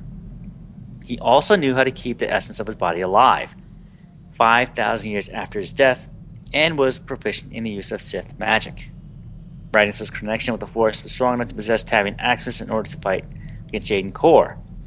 Ragnos didn't always wield a lightsaber, the common weapon of the Sith Lords and the Jedi Knights. Instead, he mostly wielded a Sith sword, consisting of a metal blade enhanced by Sith sorcery, a weapon of the more primitive Sith race, which he could hide inside his scepter. It is possible only he knew of the sword's hiding place, as Tavian Aximus did not draw it until she was possessed by Ragnos. His skills with his customized Sith sword were remarkable in his duel against Jaden Korr inside his tomb, as he could skillfully deflect the attacks Korr provided against him, and at the same time, he could unleash the power of the Sith magic with which his sword was imbued. Ragnos also owned a pair of Dark Gauntlets, which increased his skill with a melee weapon or a lightsaber. And just a little about his equipment. Marka Ragnos had him a mystical scepter, which had the ability to siphon and store dark side energy, and it could also release the power of the Force on ordinary beings to make them Force sensitive. He also made a pair of gauntlets, which he used to increase his affinity with the dark side of the Force. After his death during the Jedi Civil War, when Revan searched for the star maps, he retrieved the gauntlets that once belonged to Ragnos inside of his tomb. And this concludes our brief foray into the history of Marka Ragnos. Hope you all enjoyed it, and as always, I wish to say thank you to the Wikipedia, StarWars.com, TheForce.net, and the other great Star Wars lore sites that are out there for all the information. And as always, folks, if you enjoy the Star Wars lore and history as much as I do, please visit these sites, go look at your favorite topics, and enjoy. Deep inside the monster-filled tombs of Marcos Ragnos.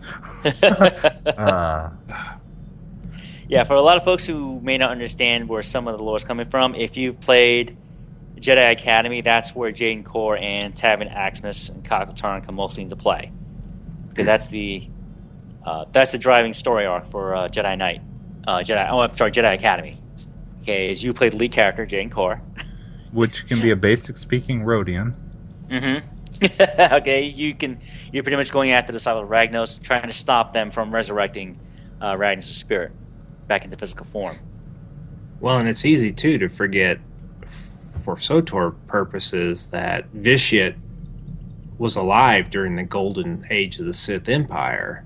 You know, he has seen the Sith at their height and what they've done and failed to do. So, you know, that's cool. You know, it's like Mark Aragnos is a very important figure. Right. And, you know, as you just alluded to play, I mean, that is some really great reading as well, because that ties into, if anyone's familiar with Dark Horse, okay, and the Dark Horse comics, that is actually a great read. It is the golden age of the Sith, okay, and you get to see the Sith Empire at its height, to where, unlike here, and kind of like the setting of Tor, to where the Sith Empire, yes, it's strong, but it's hidden, okay, and it has to strike from the darkness in order to help cripple the Republic and bring it to its knees so that it can actually start doing something. Here, with Golden Age of the Sith don't need to hide, okay? This is the Sith Empire that if you play the Imperial side and when you play a Sith, this is the Empire you want because you are out in the open. The galaxy knows you exist, okay? They know and fear you because, yeah, you have the Sith and you have your armies. You have worlds that willingly follow you in your conquest across the galaxy against the Republic. And they did quite a lot of damage during their Golden Age. Okay, and as usual, okay, no big surprise, all right, it wasn't until the infighting started amongst themselves, because, yes, they were at the height of their power, and what always happens to the Sith, they turn on each other. And that allowed the Republic and the Jedi to actually make a difference and actually turn back the tide of war.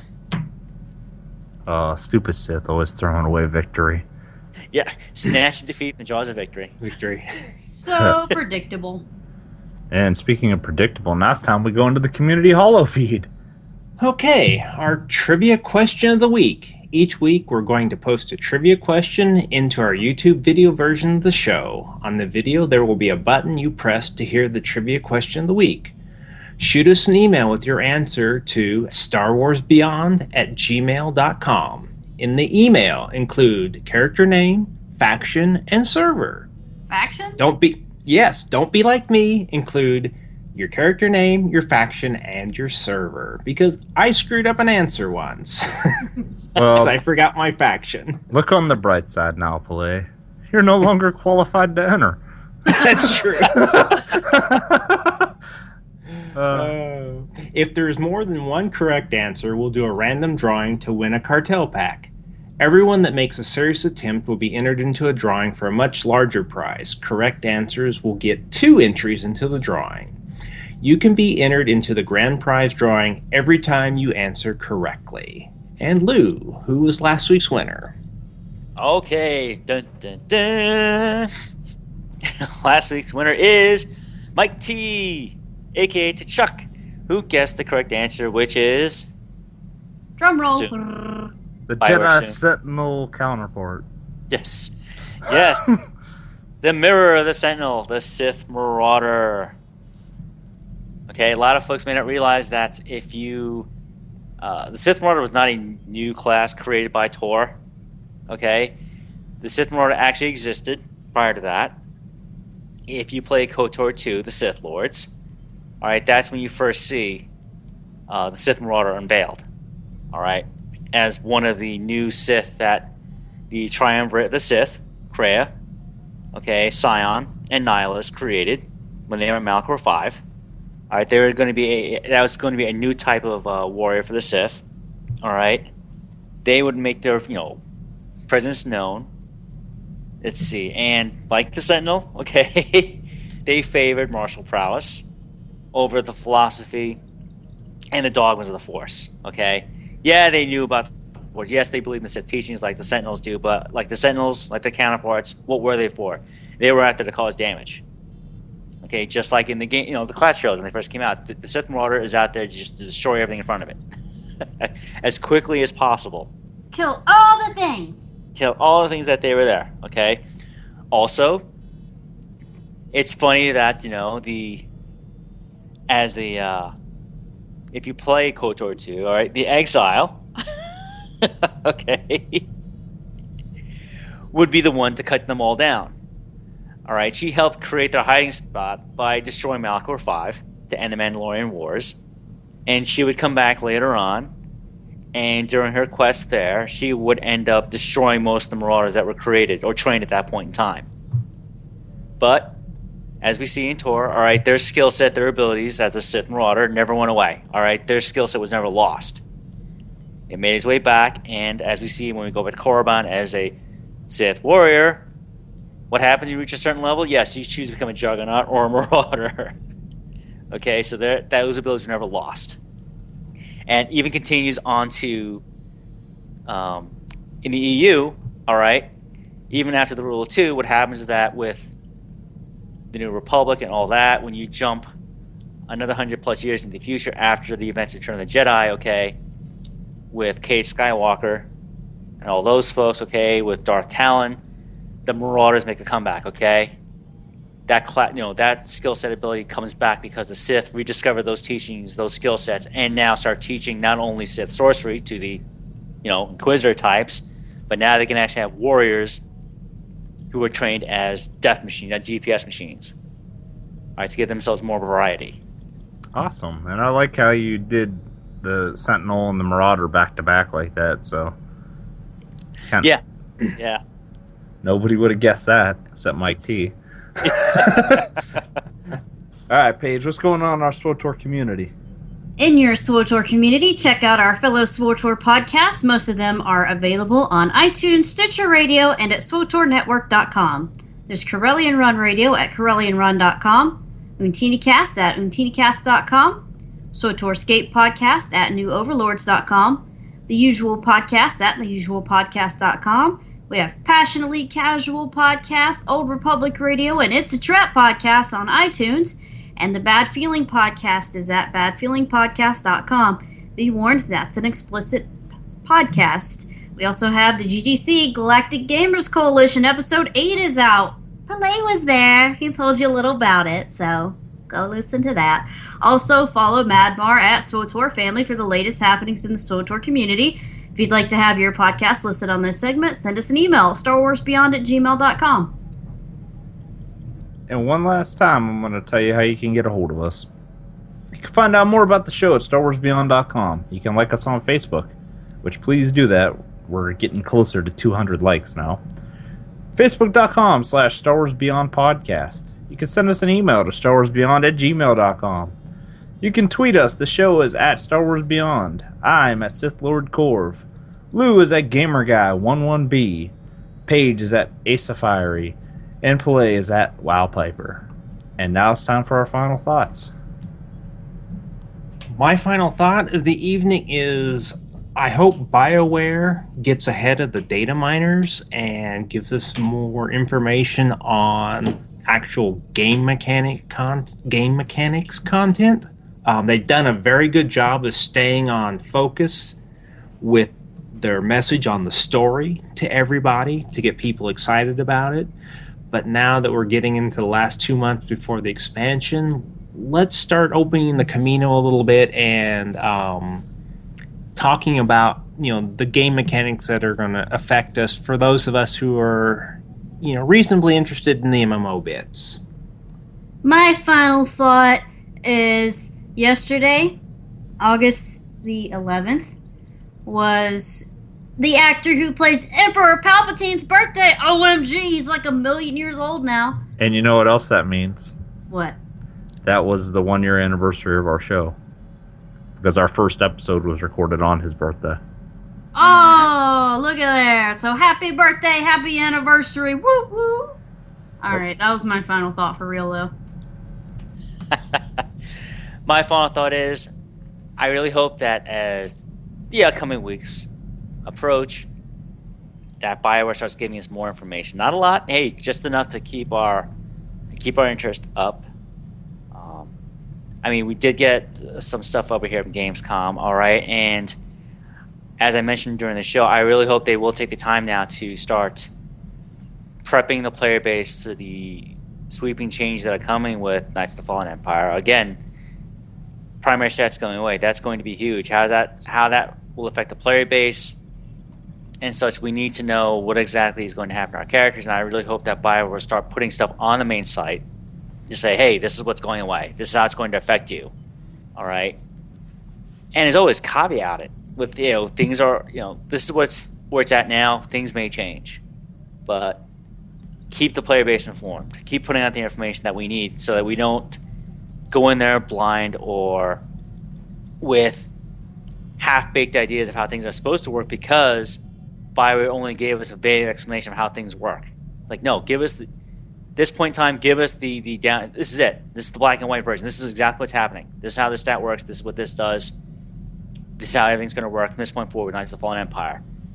And I think that will take care of a lot of the headaches and really make the transition for the existing player base to move forward and be much more welcoming to new players coming in for the first time when Knights is out.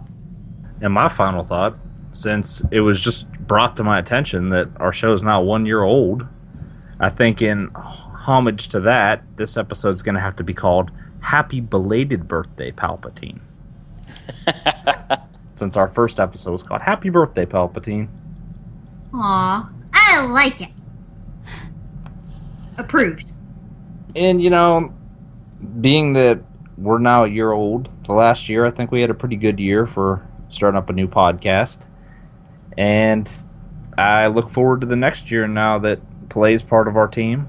And I think we're going to continue to put out a decent enough show for people to listen to. Aw, sentiment. Ugh, it's disgusting. Quinn! Ugh. Play, I'm calling back to last week. Beyond the Stars is an independently recorded fan podcast made in association with NSG Productions. And now it's time to say goodnight. All right, ID10T, go find me my mop, and remember, folks, be nice to your sanitation workers. Good night, all. I'm sorry, no. Good night, everybody, from the captain's chair, where I'm going to throw my garbage on the floor like a heathen. Good night, everyone. Thank you all for joining us. See you all again next time. And just remember, everybody, always hire on non-union sanitation workers. Good night, everyone.